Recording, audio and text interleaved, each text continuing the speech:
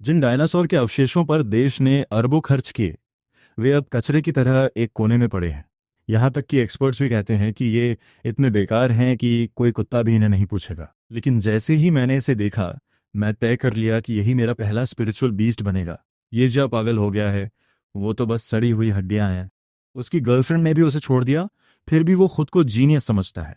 उन्हें नहीं पता कि मैंने फेरोज बीस्ट टाइप का स्पिरिचुअल बीस्ट सिस्टम लिंक किया है। ये प्राचीन जीवों के अवशेषों को डिटेक्ट करता है। उन्हें छूने पर होस्ट उनका जोनाइल फॉर्म कॉपी कर सकता है और कॉन्ट्रैक्ट पूरा कर सकता है। अवशेष जितने पूरे होंगे, खून उतना ही शुद्ध होगा। मैंने अपना हाथ बढ़ाया और उस फॉसिल को छुआ। तुरंत मेरे सामने एक पैनल आ गया।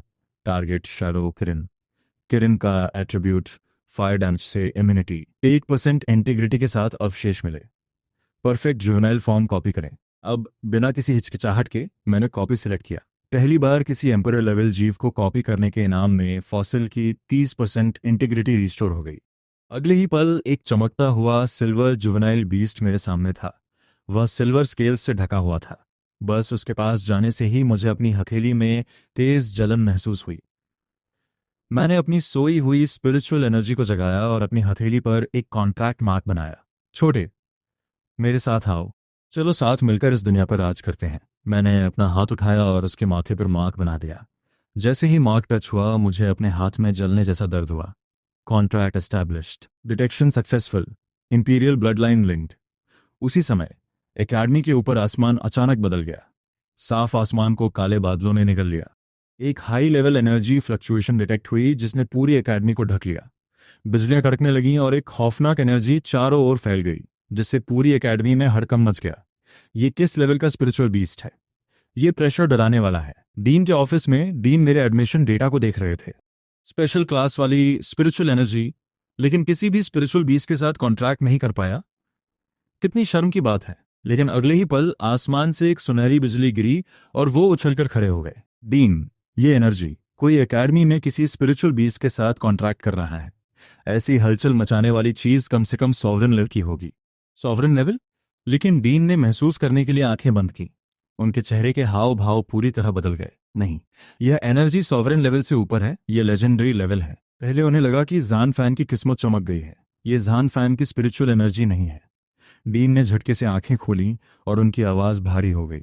वही लड़का। अगले दिन ऑटम ट्रायल्स शुरू हुए। मुझे सबसे पहले बुलाया गया। एक बेकार इंसान जो एक स्पिरिचुअल बीस्ट तक कॉन्ट्रैक्ट नहीं कर सकता, वो पहले आने के काबिल नहीं है। पक्का वो अपनी स्पेशल क्लास की एनर्जी का फायदा उठाना चाहता है। भीड़ के तानों के बीच मैं शांति से स्टेज पर चढ़ गया। जब तुम तैयार हो तो स्पिरिचुअल एनर्जी टेस्टिंग प्लेटफॉर्म पर आ जाओ। मैंने एक गहरी सांस ली और पत्थर के खंभे पर कदम रखा। अगले ही पल खंभा तेज रोशनी से चमक उठा। मेरे शरीर के अंदर की एनर्जी ब्लास्ट की तरह बाहर आई। रुको, यह एनर्जी नॉर्मल नहीं है। ल्यूशन्यू ने मेरी तरफ देखा और उनके चेहरे के हाव भाव अजीब हो गए। अगला टेस्ट, स्पिरिचुअल बीस्ट का ब्लड लाइन लेवल। इसके पास पहले से ही एक स्पिरिचुअल बीस्ट है, भले ही इसने वाकई कॉन्ट्रैक्ट किया हो। इसकी ब्लड लाइन ज्यादा ऊंची नहीं हो सकती। कल जान फैन ने एक सोवरेन लेवल के बीस्ट के साथ कॉन्ट्रैक्ट किया था। भीड़ शोर मचा रही थी। ल्यू शिन्यू ने अपनी भौहें सिकोड़ी। उनकी बातों पर ध्यान मत दो, अपना स्पिरिचुअल बीज दिखाओ। मैंने एक ही ख्याल के साथ धीरे से अपना दायां हाथ उठाया। आज वो दिन है जब मैं और वो पूरी एकेडमी में मशहूर हो जाएंगे। बाहर आओ पिकाचू। अगले ही पल एक सफ़ेद रंग का जुवेनाइल किरण शान से मेरे बगल में आ खड़ा हुआ। वो बर्फ जैसे सफ़ेद स्केल से ढका हुआ था। वहां खड़े होकर ही वो एक ऐसा प्रेशर छोड़ रहा था जो इस दुनिया का नहीं लगता था। कितना खूबसूरत स्पिरिचुअल बीस्ट है। ये बीस्ट साधारण नहीं है। जो मेरा मजाक उड़ाने का इंतजार कर रहे थे वे सन्न रह गए। और ल्यू सन्यू, जो उसके सबसे करीब थी, उनके चेहरे पर बाकी सबसे ज्यादा संजीदगी थी। सिर्फ उन्हें पता था कि इस खूबसूरत शक्ल के पीछे कितनी खतरनाक ताकत छिपी है। उन्होंने अपना हाथ उठाया और उनकी हथेली में एक ब्लड लाइन डिटेक्टर आ गया, जिसे उन्होंने पिकाचू के माथे की ओर किया। जैसे ही डिटेक्टर उसे छुआ, एक तेज रोशनी फूटी। फिर सबकी नजरों के सामने वो मशीन वहीं फट गई। वो टूट गई। वो तो सोरीन लेवल तक ही माप सकती थी। ल्यू शन्यू ने मेरे बगल में खड़े पिकाचू को देखा और उनकी आवाज एक पल के लिए रुक गई। ये लड़का 2 साल तक बेकार होने का नाटक करता रहा। वो कुछ बहुत बड़ा छिपा रहा था। कोई हैरानी कि कल का नज़ारा इतना जबरदस्त था। तो ये वो था। ल्यू शन्यू ने मुझे इशारा किया कि मैं जा सकता हूं, लेकिन मैं वहीं खड़ा रहा, बिना हिले। मैंने कहा, प्रोफेसर ल्यू, मैं चैलेंज टूर्नामेंट का डिफेंडर बनना चाहता हूं। जैसे ही मैंने बात खत्म की, पूरा मैदान फिर से शांत हो गया। ये पागल है। एक मामूली 9th रैंक बीस्ट टेमर जिसने अभी अभी एक बीस्ट कॉन्ट्रैक्ट किया है, वो डिफेंडर बनने की हिम्मत कर रहा है। एकेडमी के टूर्नामेंट में कोई भी हिस्सा ले सकता है, लेकिन डिफेंडर बनने का मतलब है कि आपको हर चुनौती स्वीकार करनी होगी। 100 सालों में जितने लोगों ने कामयाबी से डिफेंड किया है, उन्हें उंगलियों पर गिना जा सकता है। क्या तुम्हें यकीन है? मुझे यकीन है। इससे पहले कि लियो शिन्यू ऐलान कर पाती, स्टेज के नीचे से जान फैन खुद को रोक नहीं पाया और ऊपर कूद गया। मैं भी रिंग का डिफेंडर बनना चाहता हूँ। वो स्टेज पर आया और मुझे ऐसे देखा जैसे मुझे चीर देना चाहता हो। चूंकि तुम दोनों डिफेंडर बनना चाहते हो, तो पहले एक राउंड लड़ो। जीतने वाला डिफेंड करेगा, हारने वाला हट जाएगा। क्या तुम मुझसे लड़ने की हिम्मत रखते हो? क्यों नहीं रखूंगा। मैं जोर से हंसा। पिकाचू के शरीर से सुनहरी रोशनी निकली, जिसने मुझे घेर लिया और मुझे उड़ाकर मैदान के बीच में ले गई। दूसरी तरफ जान फान नफरत से मुस्कुराया और उसने अपने पालतू जानवर एक तगड़े सिल्वर वुल्फ को बुलाया। वो खूंखार इरादे के साथ उसके पैरों के पास झुक गया। लड़के, तुम बहुत घमंडी हो। क्या हुआ अगर तुम्हारे स्पिरिचुअल बीस्ट की ब्लड लाइन ऊंची है?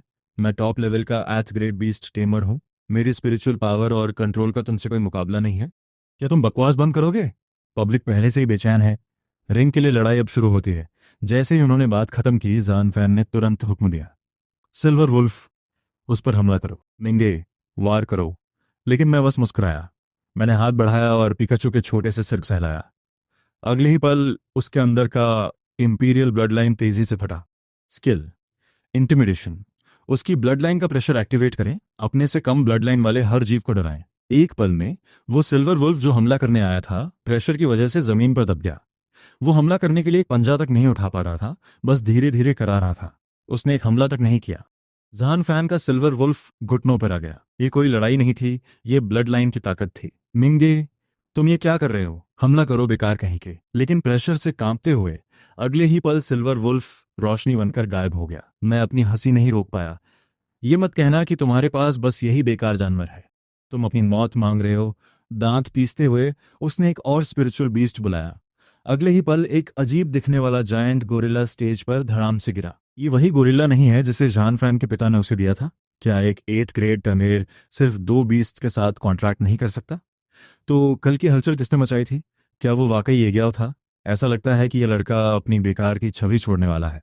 लोगों की कानाफूसी जान फैन के दिल में कांटों की तरह चुभ रही थी, लेकिन उसके चेहरे पर एक मुस्कान आ गई, क्योंकि इस जायंट गोरिल्ला के पास ब्लड लाइन के दबाव को नजरअंदाज करने का हुनर था। देखते हैं अब तुम क्या करते हो। इतना कहते ही गोरिल्ला आसमान की तरफ देखकर दहाड़ा। आग की लपटों में लिपटा एक बड़ा मुक्का सीधे हमारी तरफ आया। अभी मैं तुम्हें हकीकत दिखाता हूं। मैंने बचने की कोशिश तक नहीं की। मैंने देखा कि पिकाचू ने एक कदम आगे बढ़ाया। अगले ही पल उसके शरीर से नीली आग की एक लहर निकली। उस गर्मी ने पूरे रिंग को ढक लिया। जायंट गोरिल्ला तुरंत आग के समंदर में घिर गया। वो पागलों की तरह तड़पने लगा। तब उसे पता चला कि यह आग सिर्फ शरीर नहीं, बल्कि रूह को भी जला रही थी। कुछ ही सेकंड में गोरिल्ला की आंखें पलट गईं और वो जमीन पर गिर पड़ा। जान फैन के चेहरे का घमंड राख बन गया। ये कैसे मुमकिन है? मैं कैसे हार सकता हूं? मैं 8th ग्रेड बीस्ट टर्नेर हूं। उसने अपनी मुट्ठियां इतनी जोर से भींची कि उसकी उंगलियां सफेद पड़ गईं। प्रोफेसर यू, क्या आप नतीजे का ऐलान कर सकती हैं? मैदान की शांति में मेरी आवाज साफ गूंजी। लियू ने मुझे बड़ी अजीब नजरों से देखा। डिफेंस की लड़ाई का विजेता है ये। जाओ, रुको। वो आगे बढ़ा और नफरत भरी नजरों से मुझे देखने लगा। चोर, तुमने वो स्पिरिचुअल बीस्ट चुराया है जिसे मैं डीमॉन वैली से लाया था, और तुम्हारी हिम्मत देखो कि तुम उसे यहां इस्तेमाल कर रहे हो। ऐसा नहीं हो सकता। उसका स्पिरिचुअल बीस्ट चोरी का है? ये मुमकिन हो सकता है। 2 साल तक वो एक बीस्ट नहीं ला पाया, और जैसे ही जान फैन ने कुछ खोया, इसे मिल गया। एक पल में पूरी पब्लिक की राय बदल गई। हर कोई मुझ पर इल्जाम लगाने लगा। लियू शिन्यू ने अपनी भौहें सिकोड़ी। उन्हें पता था कि जो अंडा जान फैन डीमन वैली से लाया था, वो कभी नहीं फूट सकता था। लेकिन जान फैन सब डायरेक्टर का बेटा था, इसलिए वो चुप रहे। उनकी चुप्पी देखकर मैं अचानक हंस पड़ा। अगले ही पल मैंने हाथ उठाया और सीधा जान फैन के चेहरे पर एक तमाचा जड़ दिया। तुम्हारी हिम्मत कैसे हुई मुझे मारने की? जैसे ही उसने हाथ उठाया, मैंने उसकी गर्दन पकड़ ली। उसके तुरंत बाद मैंने उसे एक और तमाचा मारा। इस बार ने उसे जमीन पर गिरा दिया और उसकी नाक से खून बहने लगा। ये पागल है। उसने सबके सामने जान फैन को कैसे मारा? वो सब डायरेक्टर का बेटा है। उसी समय सबके कानों में एक ठंडी आवाज गूंजी, कितना बेरहम लड़का है। जैसे ही वो आवाज सुनाई दी, सब डर गए। खेल खत्म। सब डायरेक्टर आए। सफेद रोशनी के साथ एक अधेड़ उम्र का आदमी रिंग में उतरा। लियो शिन्यू ने माहौल बिगड़ते देख वहां से हटना ही समझा। मैंने तुम्हारे जैसा घटिया स्टूडेंट आज तक नहीं देखा। उन्होंने मुझे घूरते हुए कहा। उनका भारी दबाव महसूस हो रहा था, लेकिन मैंने आंखें तक नहीं झपकाईं। ये शब्द डीन जान के हैं। मैं जानना चाहता हूं कि मुझ में क्या बुराई है। जान फान हार गया और अपनी हार बर्दाश्त न कर पाने की वजह से उसने मुझ पर चोरी का झूठा इल्जाम लगाया। क्या आप अपने बेटे के लिए अपनी अक्ल खो रहे हैं? यहाँ तक कि जान फैन अक्सर एकेडमी में दूसरों पर रोब झाड़ता है और कोई कुछ नहीं कहता। दोस्त रिंग में लड़ते हैं, चोट लगना आम बात है, लेकिन चूंकि जान फैन तुम पर चोरी का इल्जाम लगा रहा है, एक वाइस डीन होने के नाते सच की जांच करना मेरी जिम्मेदारी है। उसने बड़ी बड़ी बातें तो की, लेकिन अंदर से वो बस जान फैन को वहां से ले जाना चाहता था। वो हार चुका था, फिर भी सबके सामने झूठ बोल रहा था, और अब वो सिर्फ अपने बेटे की इज्जत बचाने की कोशिश कर रहा था। मैंने कभी किसी स्टूडेंट पे गलत इल्जाम नहीं लगाया, उन्होंने कहा, और फिर जमीन पर गिरे जान फैन की तरफ देखा। जान फैन, सबके सामने साफ साफ बताओ, तुम्हें पक्का यकीन क्यों है कि येसियो ने तुम्हारा स्पिरिट बीस्ट एग चुराया है? ये सुनकर जान फैन फौरन अपने पिता का इरादा समझ गया। मैं डीमन वैली से स्पिरिट बीस्ट एग लाया था, वो हरे रंग का था। कल खाने के बाद मैंने उसे हॉस्टल के कमरे में रखा था और बाद में देखा कि वो गायब है। इसके अलावा कल सुबह तक यशो के पास कोई स्पिरिट बीस्ट नहीं था। जैसे ही मेरा अंडा चोरी हुआ, इसके पास अचानक इतने सारे सबूतों के साथ एक कॉन्ट्रैक्ट आ गया। अगर उसने नहीं चुराया तो और कौन हो सकता है? जानफेन अब और भी आत्मविश्वास के साथ बोल रहा था, जैसे उसने खुद को ही यकीन दिला दिया हो। तो यसिया, क्या तुम्हारे पास कोई है जो इस स्पिरिट बीस्ट के बारे में गवाही दे सके? या क्या तुम साबित कर सकते हो कि ये कल से पहले भी तुम्हारे पास था? इस बाप बेटे को एक साथ नाटक करते देख मुझे बस हंसी आ रही थी। जब आप किसी को सजा देना चाहते हैं तो बहानों की कमी नहीं होती। पूरी एकेडमी जानती है कि मेरा कोई दोस्त नहीं है। वाइस प्रिंसिपल जांग, आप किसे गवाह के तौर पर बुलाना चाहते हैं? जांगर गू मन ही मन खुश था, पर चेहरे पर ईमानदारी का ढोंग कर रहा था। तो तुम मानते हो कि तुम इस बीस्ट के बारे में नहीं बता सकते? उसने भीड़ की तरफ देखा। जो यस्याओ के साथ कमरा शेयर करते हैं वो आगे आए। कल हमने इसे चुपके से जैन फैन के कमरे में घुसते देखा था। कुछ लोगों ने तुरंत हाथ उठाए। मैं उन्हें एक नज़र में ही पहचान गया। वो सब जैन फैन के चमचे थे। जो भी जानते हो सच बताओ, अगर किसी ने जानबूझकर झूठ बोला तो मैं उसे नहीं छोड़ूंगा। उनके शब्द बड़े बड़े थे, पर उनके इशारे पर वो लड़के और भी बढ़ा चढ़ाकर बोलने लगे। मैंने खुद इसे कमरे में घुसते देखा। हाँ, मैंने भी देखा, कोई शक नहीं। एक पल के लिए सबकी नजरें मेरे लिए बदल गईं। तो सच में इसी ने चोरी की है। गवाह सामने आ चुके थे। ये सब साफ करना नामुमकिन लग रहा था, पर जांगरगू इतने से खुश नहीं था। क्या लिन युंजिया यहाँ है? भीड़ में एक जाना पहचाना नाम सुनकर मेरी उंगलियां थोड़ी ठहर गईं। लिन युंजिया घबराहट और चापलूसी भरे चेहरे के साथ स्टेज पर आई। मैंने सुना है कि तुम और यस्यो एक ही अनाथालय में पले बड़े हो, तो तुम उसके कैरेक्टर को अच्छे से जानती होगी। बताओ, अनाथालय में यस्यो की कैसी इमेज थी? वो एक पल के लिए हैरान रह गई, पर कुछ ही सेकंड्स में उसने पाला बदल लिया। यस्यो बचपन से ही अनाथालय में चोरियां करता था, इसलिए मैंने हमेशा उससे दूरी बनाकर रखी। उस वक्त मुझे ऐसा लगा जैसे किसी ने मेरे सीने में खंजर घोंप दिया हो। मैंने कभी नहीं सोचा था कि जो बचपन से मेरे पीछे चलती थी वही आज मुझे खुद धक्का देगी। कैसे आओ, अब सब साबित हो चुका है। क्या तुम्हें कुछ कहना है? अपना स्पिरिट बीस्ट कॉन्ट्रैक्ट खत्म करो और जैन फैन की बीस्ट वापस लौटाओ। मैंने धीरे से अपना सिर उठाया और उसे घूर कर देखा। तुम कहते हो कि यह स्पिरिट बीस्ट जैन फैन की है? एक सुनहरी चमक हुई और किलिन फिर से मेरे ऊपर दिखाई दिया। गवाह और सबूतों के बाद भी तुम मना कर रहे हो? किलिन को देखकर उसकी आंखों में लालच साफ दिख रहा था। अगर यहाँ भीड़ ना होती तो वो शायद अभी इसे खुद ही छीन लेता। मैं अचानक हंस पड़ा। किसने कहा कि मेरे पास सिर्फ एक स्पिरिट बीस्ट है? जैसे ही मैंने अपनी बात खत्म की, आसमान का रंग बदल गया। अचानक बादल गरजने लगे और हवाएं तेज हो गई। सब इस अचानक हुए बदलाव से डर गए। अगले ही पल ऊपर से एक काली परछाई झपट्टा मारते हुए नीचे आई और मेरे सामने मजबूती से खड़ी हो गई। वो पंखों वाला एक खूंखार और अजीब बीस्ट था, जिसके चारों तरफ मौत का सन्नाटा था। एक और, इसके पास एक से ज्यादा स्पिरिट बीस्ट है। मैंने ठंडी मुस्कान के साथ जैन फैन की तरफ देखा। जैन फैन, क्या ये बीस्ट भी तुम्हारी है? जैन फैन का चेहरा सफेद पड़ गया। उसके होंठ कांप रहे थे और वो एक शब्द भी नहीं बोल पाया। यहां तक कि जैंगर गू का चेहरा भी उतर गया। उसे उम्मीद नहीं थी कि मैं ऐसा कोई दांव चलूंगा। जैसे ही वो अपनी स्पिरिट फोर्स इस्तेमाल करने के लिए तैयार हुआ, आसमान से एक आवाज गूंजी। यहाँ क्या तमाशा चल रहा है? आसमान धीरे धीरे साफ हो गया। उसी समय एक शख्स ऊपर से नीचे उतरा। वो प्रिंसिपल थे, जिनके पीछे स्पिरिट विंग्स थे। वो एक रैंक 4 बीस्ट टेमर थे। आने संतुष्ट होकर मुस्कुराए। उनकी नज़र मेरे पास मौजूद दोनों स्पिरिट बीस्ट पर गई। जान फान ने प्रिंसिपल को देखकर राहत की सांस ली। प्रिंसिपल यशल, लेकिन इससे पहले कि वो बात पूरी करता उसे एक डांट पड़ी। जांगर गो ने हिम्मत जुटाकर कहा, प्रिंसिपल, ये बस एक गलत फहमी थी। अब सब साफ हो गया है। जब सब साफ हो गया है तो चुप रहो। अने मुस्कुरा रहे थे। पर उनकी बात सुनकर जांगरगू की दोबारा बोलने की हिम्मत नहीं हुई। अगले ही पल अने ने उन लड़कों को देखा जिन्होंने गवाही दी थी। तुम लोगों ने झूठे सबूत दिए और बुराई फैलाई। आज से तुम सब एकेडमी से निकाले जाते हो। तुम्हें दोबारा कभी एडमिशन नहीं मिलेगा। उनके चेहरे पीले पड़े। फिर अने ने जान फैन की तरफ देखा। जान फैन, अब मेरे सामने फिर से कहो, क्या यसियो ने तुम्हारी स्पिरिट बीस्ट चुराई है? जैन फैन का चेहरा कागज की तरह सफेद था। अगर वो अब भी अड़ा रहता तो एकेडमी में नहीं रह पाता। हाँ, उसने चुराई है। अने ने त्योरियां चढ़ाई और उनकी सिर्फ एक नजर से जैन फैन की सारी हिम्मत टूट गई। नहीं, उसने नहीं चुराई। उसने हार मान ली और सब सच सच बता दिया। सच सामने आते ही लोगों की नजरें बदल गईं। मैं तो कह ही रहा था कि एसियो ऐसा नहीं कर सकता। जान फैन कितना मतलबी है, हारने के बाद दूसरों को बर्बाद करना चाहता था। प्रिंसिपल के आने से यह हंगामा खत्म हुआ। टेस्ट जारी रहा। ये शो अब एक इंटरनल मेंबर है, क्या कोई उसे चैलेंज करना चाहता है? वहां इतनी शांति थी कि सुई गिरने की आवाज भी सुनी जा सकती थी। सबको समझ आ गया था कि प्रिंसिपल मुझे बचा रहे हैं और मेरे पास दो खूंखार स्पिरिट बीस्ट्स भी हैं। जाहिर है किसी की हिम्मत नहीं हुई। अने ने मुझे देखा और मुस्कुराए। टेस्ट के बाद मेरे ऑफिस आना। 5 मिनट बाद मैं उनके ऑफिस में था। जान फैन वाइस प्रिंसिपल का बेटा है, इसलिए मैं इस मामले में ज्यादा सख्त नहीं हो सकता। तुम्हें कोई एतराज तो नहीं? नहीं, मैंने सिर हिलाया। अने ने सीधे काम की बात की। नेशनल टूर्नामेंट में 3 महीने बचे हैं। मैं चाहता हूं कि तुम सिनाई एकेडमी को रिप्रेजेंट करो। कम से कम टॉप 10 में आना होगा। उन्होंने ये बात शांति से कही, पर मैं इसका वजन समझ सकता था। इसके बदले में एकेडमी और सिनाई शहर के सारे रिसोर्सेज में मिलेंगे, और अगर तुम टॉप 10 में आ गए तो तुम्हें बहुत फायदा होगा। सच तो ये है कि अगर तुम वहां पहुंच गए तो मैं भी एक लेजेंडरी रैंक का स्पिरिट बीस्ट हासिल कर सकूंगा। अने जैसे रैंक 4 तैमीर के पास पहले से ही लेजेंडरी बीस्ट होनी चाहिए थी। क्या तुम्हें लगता है कि सब तुम्हारी तरह लकी होते हैं? इंपीरियल ब्लड लाइन हजारों साल पहले खत्म हो गई थी। लेजेंडरी पालना ही आज के समय में बहुत बड़ी बात है। मेरे दिल में डर बैठ गया। अगर मेरे इन 2 इंपीरियल बीस्ट्स के बारे में पूरी तरह पता चला तो मुसीबत हो जाएगी। मैं तुम्हारे राज नहीं पूछूंगा। मैं तुम्हें सिर्फ रिसोर्सेज दे सकता हूँ। तुम्हें बस टॉप 10 में आना है। मैंने थोड़ा सोचा और मान लिया। ऑफिस से निकलकर मैं अपने नए कमरे में शिफ्ट हो गया। कल्टीवेशन शुरू करने के कुछ ही समय बाद मैं एक बीस्ट टमर बन गया। अपने अंदर की ताकत महसूस करके मैं हैरान था, पर मुझे पता कि ये काफी नहीं है। मुझे और मजबूत स्पिरिट बीस्ट चाहिए था। अगले दिन मुझे काम मिला, हैप्पी डीमान वैली जाना। आने ने मेरे लिए टीम ढूंढ ली थी।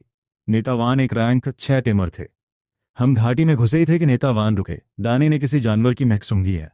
सब सावधान रहो। ये रास्ता इतना खतरनाक तो नहीं था। तभी झाड़ियों से एक काली परछाई निकली। मैं पीछे की ओर धक्का खाकर खाई में गिरने लगा। गिरते वक्त एक हाथ ने मुझे पकड़ा, पर और भी परछाइयां उस पर झपट पड़ी और मेरा हाथ छूट गया। मैं गहरी खाई में गिर गया। खाई में गिरने के बाद मैं पिकाचू के साथ अंधेरे में आगे बढ़ा। जल्द ही एक रास्ता दिखा। सिस्टम में हलचल महसूस की और मार्क कर दिया। चलो पिकाचू। हम आगे बढ़े, पर सामने सिर्फ एक दीवार थी। तभी अजीब आवाजें आईं। पिकाचू ने आग जलाई। अंधेरे में लाल आंखें चमक रही थीं। वो मकड़ियां थीं। एक बड़ी काली मकड़ी ने हमला किया। पिकाचू। इंटिमिडेशन।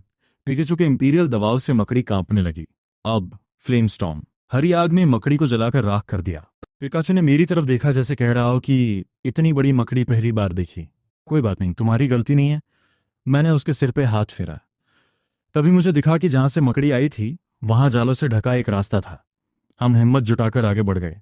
जल्द ही मेरे सामने मकड़ियों का एक विशाल घोंसला आ गया। आसमान को ढकने वाले जालों के बीच इंसानी शक्लें अजीब तरह से लटकी हुई थीं और घोंसले की गहराई में नन्ही मकड़ियां इधर उधर भाग रही थीं। मैंने उन्हें तुरंत पहचान लिया। ये वही परछाइयां थीं जिन्होंने मुझे खाई में धकेला था। और सबसे जरूरी बात, मकड़ियों के झुंड के बीचों बीच 2 इंसान संघर्ष कर रहे थे। अभी भी लोग जिंदा हैं। बिना सोचे मैंने पिकाचू से स्पेक्ट्रल फ्लेम्स उगलने को कहा। वह सब कुछ जलाते हुए आगे बढ़ा। मकड़ी के जाले टूट गए और काली मकड़ियां बिखर गईं। मैं उन दोनों की तरफ भागा और देखा कि वे मेरी ही उम्र के एक लड़का और लड़की थे। खुशनसीबी से वे बस बेहोश थे। ये पक्का करने के बाद कि वे मरे नहीं हैं, मैंने सिस्टम द्वारा मार्क की गई जगह की ओर देखा। मलबे के नीचे दबा हुआ वो एक कंकाल का हाथ जैसा था, लेकिन वो काफी सड़ चुका था। कुछ ना होने से तो कुछ होना बेहतर है। मैंने उसे एब्जॉर्ब करने के लिए हाथ आगे बढ़ाया। सिस्टम का पैनल तुरंत सामने आ गया। Success in detection. रेस्टोस डे क्रियाचूरा इंपीरियल। 15% इंटीग्रिटी। 15% बेशक कम है, पर कुछ ना होने से तो अच्छा ही है। सच तो यह है कि मैंने पहली बार वैली ऑफ द डीमन में घुसते ही एक पूरा इंपीरियल स्केलेटन मिलने की उम्मीद नहीं की थी। जब मैं उन दोनों को बाहर लाया तो बाहर पहले से ही 3 लोग जमा थे। अच्छी खबर यह थी कि टीम के 4 में 3 लोग बच गए थे।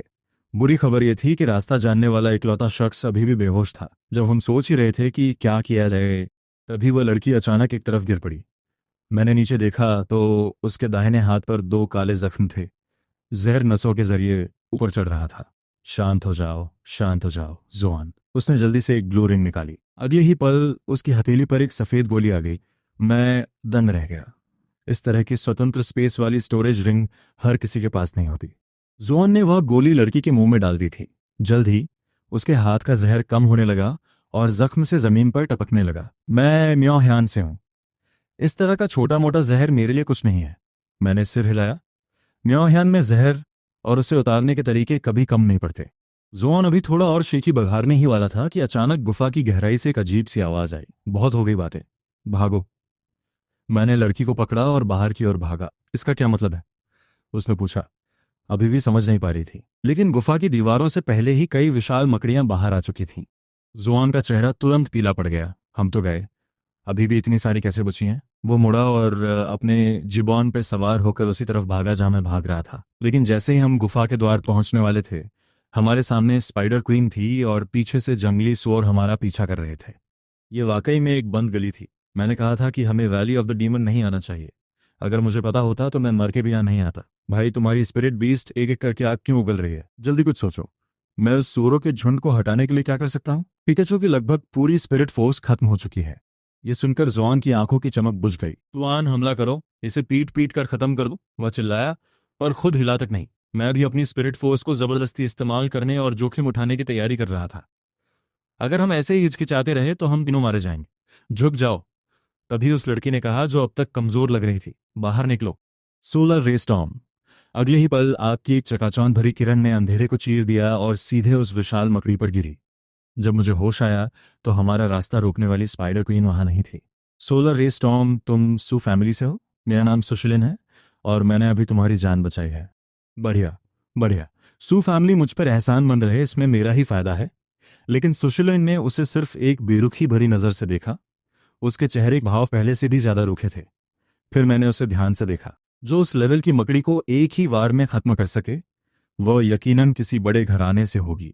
चलो, चलो, चूंकि हम मौत के मुंह से एक साथ बच निकले हैं, तो चलो एक दूसरे को जान लेते हैं। मेरा नाम यिशाओ है, मैं यही का हूं। जोसन दियावन, एक ठुकराया हुआ बीस्ट टेमर। वैसे मैं जहर सहने में भी माहिर हूं। वह अभी बोलना शुरू ही किया था कि मैंने हाथ उठाकर उसे रोक दिया। चूंकि तुम दोनों में से कोई भी साधारण नहीं है, तो क्या बाहर संपर्क करने का कोई तरीका है? सुशलिन फिर खामोश हो गई। उसने कोई जवाब नहीं दिया। भाई यस्याओ, तुमने बहुत ज्यादा नॉवेल पढ़ लिए हैं। इस नरक जैसी जगह में बाहर संपर्क करने का इकलौता जरिया मोबाइल है, लेकिन यहाँ सिग्नल नहीं है। ठीक है, जैसे मैंने पूछा ही ना हो। काफी देर सोचने के बाद हमने पिछले मोड़ पर वापस जाने और दूसरा रास्ता आजमाने का फैसला किया। जल्द ही हम तीनों मोड़ पर वापस आ गए।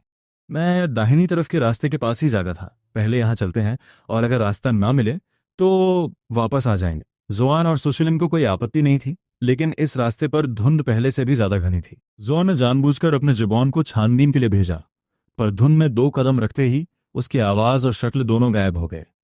ऐसा लगता है कि यह धुंध न केवल नजरों को रोकती है, बल्कि आवाज को भी निगल जाती है। जुआन ने तुरंत अपने जुबान को वापस बुला लिया। मैं उन्हें उस दिशा में ले गया जहां मैं जागा था, लेकिन आखिर में हमें एक बंद रास्ता मिला। अब हमारे पास सिर्फ धुंध वाला रास्ता ही बचा था। मुख्य घोंसले में वापस जाना ज्यादा खतरनाक है। तुम लोगों का क्या ख्याल है? मैं राजी हूं।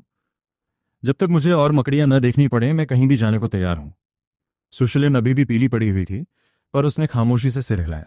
हालांकि जैसे ही हम आगे बढ़ने की तैयारी कर रहे थे, एक और मुसीबत आ गई। मकड़ी के रेशम का एक धागा, जो एक हाथ जितना मोटा था, बिना किसी चेतावनी के घनी धुंध से बाहर निकला। जोआन को संभलने का मौका भी नहीं मिला और वो धागे में बुरी तरह उलझ गया और पलक झपकते ही हवा में खिंच गया। मुझे बचाओ, मुझे बचाओ। देखते ही देखते उसे धुंध की गहराई में ले जाएगा। मेरा दिल बैठ गया और मैंने पिकाचू के साथ उसका पीछा किया। ऐसी जगह पर एक इंसान को खोने का मतलब है एक जान खोना। एलियंतो दे फेगो, बोला दे फेगो। मेरे सिर के ऊपर से एक जलती हुई लपट गुजरी, ठीक उसी ओर जहां जुआन गायब हुआ था, और वो बहुत दूर था। निशाना चूक गया। जुआन की चीखें और दूर होती जा रही थी। उसी समय मैंने अपने पीछे एक हैरान कर देने वाली चीख सुनी। मैं झटके से मुड़ा और देखा कि सुशीलन भी एक मकड़ी के धागे से लटकी हुई थी। खुशनसीबी से उसने बहुत तेजी से रिएक्ट किया और ऊपर घात लगाए बैठी मकड़ी पर एक बोला दे फोएगो फेंक दिया। ऊपर से गिरती हुई मकड़ी पागलों की तरह तड़प रही थी और सीधे सुशीलन के सिर की ओर गिर रही थी। वह धागे के सहारे हवा में लटकी हुई थी। बचने का कोई रास्ता नहीं था, सोचने का समय नहीं था। मैं उसकी तरफ लपका और उसे पकड़कर एक तरफ लुढ़क गया। अगले ही पल वह जलता हुआ धागा भारी आवाज के साथ जमीन पर गिरा। शुक्रिया। उसका चेहरा पीला था और उसका शरीर हल्का सा कांप रहा था। लेकिन जब उसने उस तरफ देखा जहां जुआन गायब हुआ था तो उसकी नजरें और भी गंभीर हो गई थीं। सब कुछ बहुत जल्दी हुआ था। 4 लोगों में से अब हम सिर्फ 2 बचे थे। अब क्या करें? मैंने उस रास्ते की ओर देखा जहां से हम आए थे। मकड़ियों के घोंसले में वापस जाना अब नामुमकिन था। हमारे पास सिर्फ धुंध वाले रास्ते पर दांव लगाने का विकल्प था। चलो, मैंने आगे बढ़ते हुए कहा और सुशलिन तुरंत मेरे पीछे हो ली। घनी धुंध में लिपटे एक चौराहे पर पहुंचकर मैंने उसका हाथ पकड़ लिया। तुम क्या कर रहे हो? उसने पूछा। धुंध बहुत घनी है ताकि हम अलग न हो जाएं। वो दंग रह गई। आखिरकार उसने हाथ नहीं छुड़ाया। हम इसी तरह आगे बढ़ते रहे, लेकिन धुंध छंटने के बजाय और भी घनी होती गई। अचानक मेरे पैरों के नीचे की जमीन बिना किसी चेतावनी के गायब हो गई। अगले ही पल हम हार ही महसूस करने लगे। अभी भी हाथ पकड़े हुए हम अनंत अंधेरे में गिर पड़े। अगले ही पल बर्फीले पानी ने हम दोनों को निगल लिया। मैंने महसूस किया कि सुशीलिन पानी में बेतहाशा हाथ पांव मार रही थी। तब मुझे एहसास हुआ कि उसे तैरना बिल्कुल नहीं आता। मेरे पास उसे पकड़ने और पूरी ताकत से ऊपर की ओर तैरने के अलावा कोई चारा नहीं था। जब मैं उसे खींचकर किनारे तक लाया तो मैं खुद इतना थक चुका था कि जैसे टूट ही जाऊंगा। मैं तो बस अपनी किस्मत आजमाने वैली ऑफ द डीमन आया था। ये किसी आसमानी इम्तिहान जैसा क्यों लग रहा है? लानत है। वह भीगे हुए फर्श पर लेटी थी। उसका चेहरा बुरी तरह पीला था, लेकिन उसके कानों के किनारे बिना मेरे ध्यान ये लाल हो गए थे। तभी मुझे एहसास हुआ कि पानी में मैंने किसी ऐसी चीज को छू दिया था जिसे मुझे नहीं छूना चाहिए था। होस्ट के पास एक एम्परर रैंक बीस्ट का पूरा शव मिला है। माना जा रहा है कि होस्ट का मार्क पूरा नहीं है। मैं झटके से उठ बैठा। एक पूरा एम्परर कॉप्स। ये किस्मत तो अंधी बिल्ली के हाथ मरे हुए चूहे लगने जैसी है। लेकिन इससे पहले कि मैं बहुत ज्यादा खुश हो पाता, मेरे सामने का स्पेस अचानक मुड़ गया। अगले ही पल सुसिलिन और मुझे एक पुराने हिडन रेल्म में खींच लिया गया। ये एक पुराना हिडन रेल्म लगता है। क्या तुम भी इसे पहचानते हो?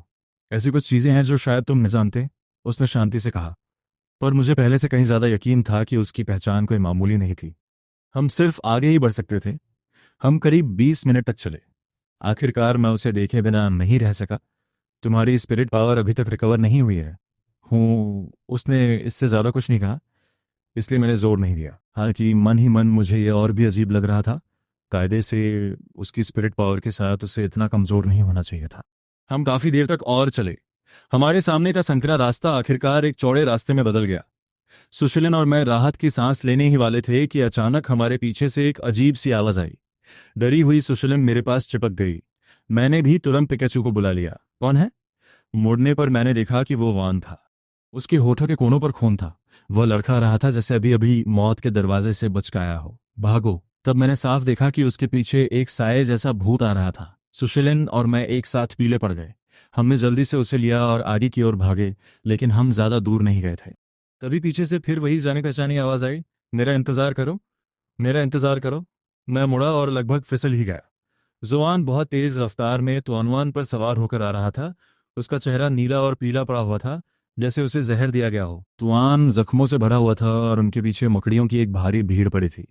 सबसे बुरा यह था कि वान का पीछा करने वाला भूत मकड़ियों के झुंड से टकरा गया था। पूरा रास्ता पूरी तरह से अफरा तफरी में बदल गया। हम बिना रुके अंत तक भागे। हमारे सामने आखिरकार सफेद जेट जार का एक ऊंचा चबूतरा दिखाई दिया। सिस्टम द्वारा मार्क किया गया पूरा एम्परर कॉर्प्स उसी चबूतरे पर था। ऊपर चलते हैं, शायद वहां हम बच सकें। लेकिन जैसे ही हम ऊपर चढ़ने की तैयारी कर रहे थे, ऊपर से एक तेज चीख आई। बचो! हम बमुश्किल एक तरफ हुए। हवा के झोंके में लिपटी एक विशाल काली परछाई ऊपर से हमारे सामने जोर से गिरी। उसने चबूतरे का रास्ता सीधे तौर पर बंद कर दिया। जैसे ही वह विशाल परछाई वहां जमी, पीछे के रास्ते से आती आवाजें और करीब होने लगी। आगे रुकावट और पीछे से पीछा। हम एक बार फिर फंस गए थे। मैंने ऊपर देखा। वह विशाल काली परछाई एक लाश की परछाई से बना मॉन्स्टर था। उस चीज को मैंने इंपीरियल बेस्टरी में देखा है। एक एंशिएंट कॉर्प्स रेलिक। क्या ये बहुत पहले विलुप्त नहीं हो गया था? घबराओ मत, ये कोई जीवित प्राणी नहीं है। ये एक कंकाल से बनी एक गार्डियन बीस्ट है। पूरी ताकत से हमला करो, ये बहुत मजबूत नहीं होगी। कंकाल से बनी शब्द सुनते ही मेरी आंखें चमक उठीं। ये सिर्फ एक अल्टीमेट ब्लड लाइन है, ये ज्यादा चाव नहीं कर पाएगी। वह रुकी, पर उसने अभी तक अपना असली इक्का नहीं निकाला था। तो फिर मैं संभालता हूँ। एन मौके पर मुझे खुद पर, यानी कि अपने चीटिंग वाले तरीके पर ही भरोसा करना था। मैंने सीधे पिकिचू को बुलाया और एंशिएंट कॉर्प्स रिलिक का सामना किया। उस विशाल जानवर के सामने छोटा सा पिकिचू एक नन्हे बिंदु जैसा लग रहा था, लेकिन अगले ही पल उसके अंदर का एम्परर ब्लड फट पड़ा। एंशिएंट कॉर्प्स रेलिक की जंगली आंखों में पहली बार हलचल दिखी। इसके तुरंत बाद उसने भी अपने खून का दबाव प्रेशर छोड़ दिया। लेवल इंपीरियल के 2 आभा मंडल ऑराज हवा में ऐसे टकराए जैसे हवा ही फट जाएगी। ये अभी भी बच्चा है, ये दबाव बहुत ज्यादा है। जल्द ही पिकाचू की ताकत भारी पड़ेगी। प्राचीन जानवर से सीधे टकराते हुए एक भारी आवाज के साथ गार्डियन बीस्ट तुरंत गायब हो गई और जमीन पर सिर्फ एक हाथ के आकार की हड्डी रह गई। मैं उसे उठाने के लिए झुका। मैंने उसे तुरंत एब्जॉर्ब कर लिया। हड्डी पूरी तरह से सोख ली गई और पुराने अवशेष सुरक्षित रहे। एब्जॉर्प्शन बढ़कर 40% हो गया, एक बार में 15% की बढ़ोतरी। मैं अब संतुष्ट था। आखिरकार एक इंपीरियल स्केलेटन का अब तक बचा रहना ही अपने आप में एक उपलब्धि थी। पीछे की चीजें हम तक पहुंचे उससे पहले हम जल्दी से ऊंचे चबूतरे पर चढ़ गए।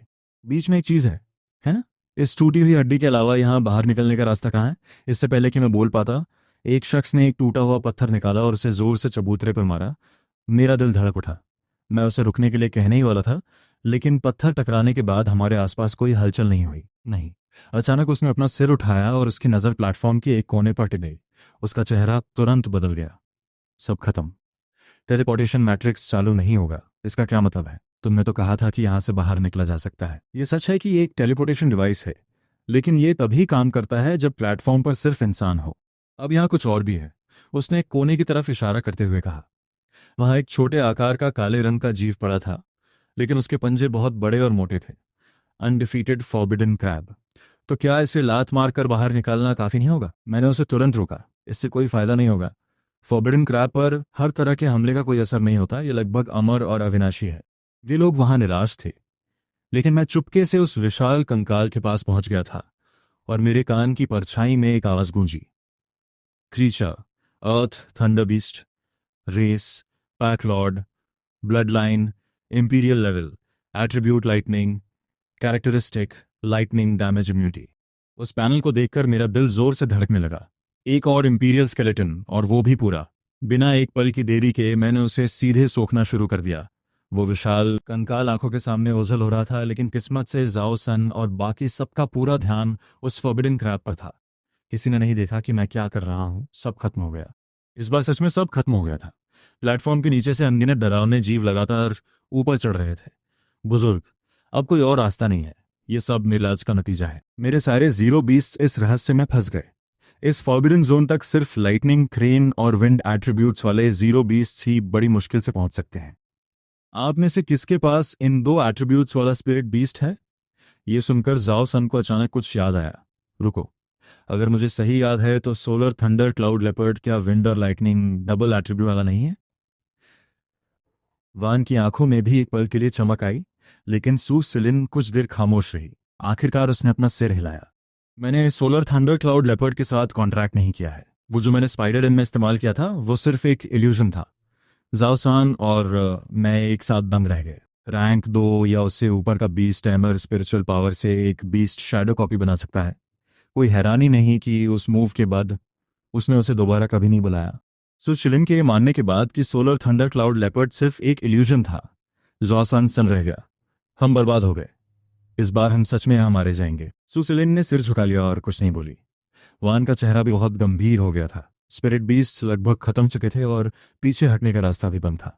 मायूसी लहर की तरफ फैल गई, लेकिन ठीक उसी वक्त अचानक ऊंचे प्लेटफॉर्म पर एक बहुत ही भयानक आभा और महसूस हुई, जिसके बाद बादलों के गरजने की गूंज सुनाई दी। वो सबके कानों में गूंज उठी। ये क्या है? तीनों एक साथ मुड़े। उन्होंने देखा कि एक विशाल आकार का अर्थ थंडर बीस्ट उनके पीछे खड़ा था, जिसका उन्हें पता भी नहीं चला। मैंने धीरे से अपना हाथ उठाया। मेरी हथेली पर एक गहरे नीले रंग का बीस्ट सील दिखाई दिया, थंडर फ्यूरी स्ट्राइक। अगले ही पल एक भयानक बिजली की रोशनी ने पूरे प्लेटफॉर्म को घेर लिया। जो मकड़ियां अभी भी ऊपर चढ़ रही थीं, वे उस धमाके के बाद तुरंत पीछे हट गई। कुछ ही सेकंड में प्लेटफॉर्म के आसपास का इलाका साफ हो गया। इस अचानक हुए मंजर ने जाओ सान का मुंह खुला का खुला छोड़ दिया। बड़े भाई, आज से तुम मेरे सगे भाई हो। चिल्लाते हुए वो मेरी तरफ झपटा, लेकिन तब तक मैं अर्थ थंडर बीस्ट को वापस भेज चुका था। वाह, तुमने इसे कितनी अच्छी तरह छुपा कर रखा था। जब तुम्हारे पास दूसरा स्पिरिट बीस्ट था तो तुमने इसे पहले क्यों नहीं निकाला? मैंने बिना पलक झपकाए झूठ बोलते हुए पिकाचू का सिर सहलाया। तुम्हें गलत फहमी हुई है। असल में पिकाचू ने अपना एट्रीब्यूट बदल लिया था। क्या ऐसा हो सकता है? जाओ सन ने अपनी आंखें फाड़ लीं। उसका मन कर रहा था कि पिकाचू को पकड़कर उसकी जांच करे। डबल एट्रीब्यूट, और वो भी अपनी मर्जी से बदल सकता है। तुम्हारा स्पिरिट बीस्ट तो कमाल का है। मैं मुस्कुराया, लेकिन मन ही मन चैन की सांस ली। अर्थ थंडर बीस्ट मेरा असली ट्रम्प कार्ड है। जब तक जान पर न आए मैं इसे कभी जाहिर नहीं करूंगा। तभी वान भी पास आया और मेरे कंधे पर जोर से थपकी दी। अब समझा कि डीन तुम्हारी इतनी कद्र क्यों करते हैं। अगली नेशनल चैंपियनशिप में तुम्हें हमारे लिए ग्लोरी लानी होगी। प्लेटफॉर्म को धीरे धीरे शांत होते देख मैं मुस्कुराए बिना नहीं रह सका। तुम्हें हमारे लिए ग्लोरी लानी होगी। प्लेटफॉर्म को शांत होते देख मैं मुस्कुराए बिना नहीं रह सका। अब मेरे पास 2 इंपीरियल लेवल स्पिरिट बीस्ट्स हैं। अगर मैं अपनी स्पिरिचुअल पावर थोड़ी और बढ़ा लूं तो शायद नेशनल चैंपियनशिप के टॉप 10 में पहुंचने का मौका मिल जाए। सीक्रेट किंगडम से बाहर निकलने के बाद अगली सुबह मैं म्यूनिसिपल बिल्डिंग गया। आनी पहले से ही मेरा इंतजार कर रही थी। देखते ही उसने मुझे एक ब्लैक गोल्ड कार्ड थमाया। ये लो, ये तुम्हारे लिए रिसोर्सेज हैं। मैंने कार्ड लिया और काफी देर तक उसे देखता रहा। ये तो कागज जैसा पतला है, बैंक कार्ड जैसा नहीं लग रहा। इसे इस्तेमाल कैसे करते हैं? खून की एक बूंद टपकाओ और तुम्हें पता चल जाएगा। मैंने सही किया। वो कार्ड तुरंत एक ब्लैक जेड रिंग में बदल गया। साथ ही मेरे दिमाग में एक स्टोरेज स्पेस दिखाई दिया। अंदर कैश का पहाड़ लगा था, 5 मिलियन। ये सबसे ऊंचे लेवल की ब्लैक जेड रिंग है। ये न सिर्फ चीजें स्टोर करती है बल्कि अपने मालिक को पहचानती भी है। अपने हाथ में उस काली अंगूठी को देखकर मेरा दिल धड़कने लगा। 5 मिलियन और ऊपर से ट्रेनिंग के सारे रिसोर्सेस, ये कोई आम सौदा नहीं था। लेकिन इससे पहले कि मैं ज्यादा खुश होता, आनी ने आगे कहा, आज रात 8 बजे तुम्हारा एक चैलेंज है। चैलेंज? नेशनल चैंपियनशिप में हिस्सा लेने के लिए पहले कोई और उम्मीदवार था, लेकिन अब मैंने तुम्हें चुना है और वो इस बात से सहमत नहीं है। मैंने धीरे से अपनी नजरें उठाई। मेरे होठों पे एक मुस्कान आ गई। सहमत नहीं है तो मैं उसे पीट पीट कर मना लूंगा। आनी मुझे खिड़की के पास ले गई और उसकी पहली बात से ही चुनौती की गंभीरता साफ हो गई। हर 3 साल में होने वाला म्यूनिसिपल टूर्नामेंट देश के 120 नगर पालिकाओं को रैंक करता है। अगर तुम लिंजुन सिटी का प्रतिनिधित्व करते हो तो सोचो शहर को कितने रिसोर्सेज मिलेंगे। इसलिए ये लड़ाई सिर्फ तुम्हारी नहीं बल्कि पूरे शहर की है। पिछले सालों में सबसे अच्छा नतीजा क्या रहा है? 88वीं रैंक। 88वीं रैंक मतलब टॉप 10 में पहुंचना मेरी कल्पना से भी ज्यादा मुश्किल है। ज्यादा दबाव मत लो, बस पिछला रिकॉर्ड तोड़ दो, वही पूरे शहर के लिए गर्व की बात होगी। लेकिन जल्द ही उसने मुझे बताया कि यह मुकाबला शुरू से ही सिर्फ मुक्केबाजी नहीं था। तुम्हें चैलेंज कौन दे रहा है? उसका नाम सूजी है, जो जन जन स्पिरिट बीस्ट एकेडमी से है। उस एकेडमी के पीछे जंजलिन है। पिछले 2 सालों से जंजलिन सूजे को एक जीनियस की तरह प्रमोट कर रहा है। स्पॉन्सरशिप, शोहरत, रिसोर्सेज, सब कुछ उस पर लगा दिया गया है। लेकिन अब मैंने अपना ज्यादातर दांव तुम पर लगाया है। उसका बीस्ट स्पेक्ट्रल स्कॉर्पियन है। वो पैदाइशी फायर अटैक से इम्यून है और सोल अटैक्स में माहिर है। उसने मेरी तरफ चिंता से देखा। तुम पूरी तरह से बैकफुट पे होगे क्योंकि वो आग से इम्यून है। मुझे लगा था कि ऐसी खूबी बहुत दुर्लभ होती है। तुम्हारे पास 4 घंटे हैं, कोई रणनीति सोचो। रात के 8 बजे लिंजुन सिटी का सबसे बड़ा स्पिरिट बीस्ट स्टेडियम खचाखच भरा था। ये लड़ाई पूरे शहर में लाइव खाई जा रही थी। बिग बीस्ट कॉलोसियम में आपका स्वागत है। आज रात 8 बजे हम आपके सामने शहर का सबसे प्रतीक्षित मुकाबला पेश कर रहे हैं। लाइटें सबसे पहले बाईं ओर मुड़ी। सूजिए सबसे पहले सामने आया। वो युवा पीढ़ी का सबसे बेहतरीन रैंक 7 बीस्ट टेमर था। सूजिए। उसका स्पेक्ट्रल स्कॉर्पियन एक गहरे लाल रंग की मून कार जैसा लग रहा था, जिसका कवच मोटा था, पंजे ठंडे और पीठ पर एक जहरीला डंक था जो डरावनी रोशनी के साथ चमक रहा था। सूजिए, सूजिए, सूजिए। पूरा स्टेडियम उसके लिए चिल्ला रहा था। अब स्वागत करते हैं स्पेशल स्पिरिट बीस्ट क्वालिफिकेशन रखने वाले रैंक 8 टैमर ये शाओ का। जब मेरी बारी आई तो शोर काफी कम हो गया। मैं एक एक कदम बढ़ाकर अखाड़े में दाखिल हुआ। तभी मेरे पास एक पन्ना जैसी हरी आग भड़की। लपटों के बीच से एक आकृति उभरी। एक बर्फ जैसा सफेद शरीर जो नीली चमक से घिरा था, किसी पौराणिक देवीय जीव जैसा सुंदर। कितना खूबसूरत बीस्ट है। हर कोई इसके रूप की तारीफ कर रहा था, लेकिन वे जो सबसे ज्यादा देखना चाहते थे वो ये था कि मेरा फायर बीस्ट उस फायर इम्यून स्पेक्ट्रल स्कॉर्पियन के हाथों कैसे मरेगा। इस बीच कृपया दूसरी तरफ नजर डालें। स्वागत करें स्पेशल क्वालिफिकेशन रखने वाले रैंक 8 टेमर ये शाओ का। शब्द खत्म होते ही मैदान में शोर काफी कम हो गया। मैं शांत चेहरे के साथ रोशनी के बीच अखाड़े की ओर बढ़ा। अगले ही पल मेरे बगल में एक पन्ना सी हरी आग भड़की, लपटें मेरे चारों ओर घूमी और आखिरकार एक रूप ले लिया। एक सफ़ेद शरीर जो नीली चमक में लिपटा था। वो इतना सुंदर था कि लग ही नहीं रहा था कि वो लड़ने आया है, बल्कि सबकी नज़रें चुराने आया है। ये शो का बीस्ट बहुत प्यारा है। उसी समय जानफान अपने विला में बैठकर लाइव टेलीकास्ट देख रहा था। उसका चेहरा बहुत ही गुस्से से भरा था। कमीने, ये शो, ये बीस्ट कहाँ से आया? पापा, सूझिए आज रात जीतेगा ना? ये शो का बीस्ट आग वाला है। स्पेक्ट्रल स्कॉर्पियन उसे आसानी से हरा देगा। मैच देखने की भी ज़रूरत नहीं है। लेकिन ऑटम फाइनल्स के टेस्ट में उसके पास कोई और नया बीस्ट नहीं था। वो सिर्फ एक इल्यूजन था। सूज ये रैंक 7 का है, वो स्पिरिचुअल पावर का इस्तेमाल कर सकता है। ये शाओ सिर्फ रैंक 8 का है। जब तक उसका बीस्ट बेअसर रहेगा, वो पक्का हारेगा। ये कहते हुए जानजिलिन ने आखिरकार अपना सिर उठाया और स्क्रीन पर मुझे घूरने लगा।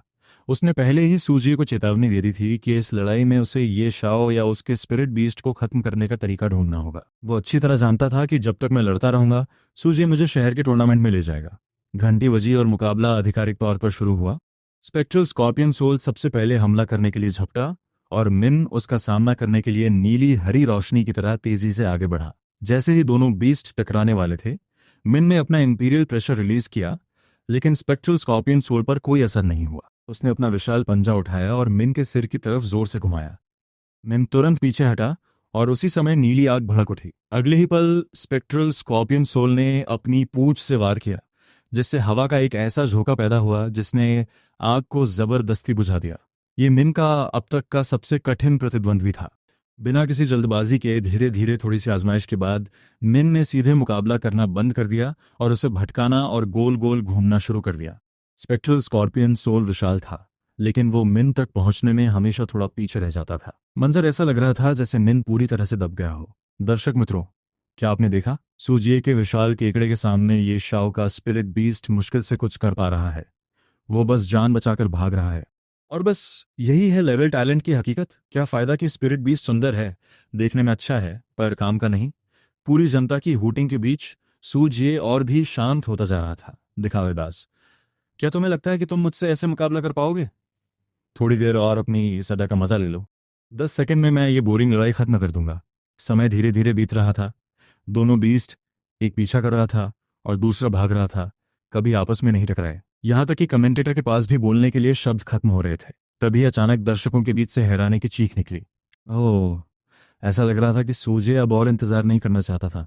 उसने योजना बनाई कि जब तक बीस्ट आपस में उलझे हुए हैं, वो खुद ये शॉट हमला करेगा। उसने मुट्ठी कसी और सीधे मेरी तरफ झपटा। मैं आपको याद दिला दूं कि रैंक 7 का इन्वोकेटर अपनी स्पिरिचुअल पावर का उपयोग अपने शरीर को मजबूत करने के लिए कर सकता है। उसके मुक्कों का वजन एक आम इंसान से कहीं ज्यादा होता है। लगता है सूजी का इरादा अपने ओपोनेंट को सीधे नॉकआउट करने का है। ये मत भूलिए कि हमारा सुपरस्टार दिखने में अब भी सिर्फ रैंक 8 पर ही है। पूरी ऑडियंस को लग रहा था कि मैं मुश्किल से 3 बार झेल पाऊंगा। मजाक कर रहा हूं, लेकिन जाहिर तौर पर सुजी वाकई इस मुकाबले को अपने हाथों से खत्म करना चाहता था। वो मेरे सामने खड़ा था, उसकी आंखों में साफ दरिंदगी दिख रही थी। अगर मैं तुम्हें बर्बाद कर दूं, तभी मेरी पोजीशन मजबूत होगी। उसने सीधे मेरे चेहरे पर मुक्का ताना और स्पेक्ट्रल स्कॉर्पियन सोल को हमला करने का ऑर्डर दिया। ईओ, खेलना बंद करो, स्पेक्ट्रल सोल एक्सट्रैक्शन का इस्तेमाल करो, इसे फिर से वही बेकार यस्या बना दो। लेकिन जैसे ही उसका मुक्का मेरे चेहरे को छूने ही वाला था, मैंने अपना हाथ उठाया और उसे सीधे रोक दिया। ये कैसे मुमकिन है? सॉरी, मैं भी रैंक 7 का हूँ। सोल पावर टैलेंट का लेवल इस रैंक के अंदर लगभग अजे है। सूजी का चेहरा पल भर में उतर गया।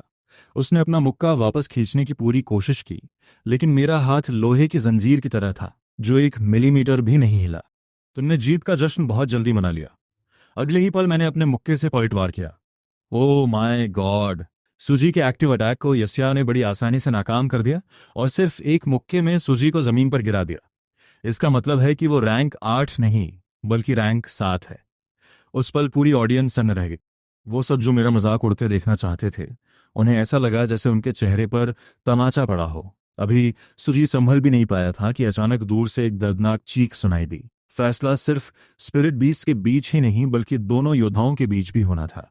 सुजी ने झटके से अपना सिर घुमाया और वो नज़ारा देखा जिसे मानना उसके लिए नामुमकिन था। वो जीव जिसके बारे में कहा जाता था कि उसे आग से कोई नुकसान नहीं होता, स्पेक्ट्रल स्कॉर्पियन सोल, वो उस वक्त नीली हरी असली गोस्टली फ्लेम्स की लपटों में घिरा हुआ था। वो मैदान में पागलों की तरह तड़प रहा था और दीवारों से टकरा रहा था, जिससे उनमें दरारें आ रही थीं। असंभव।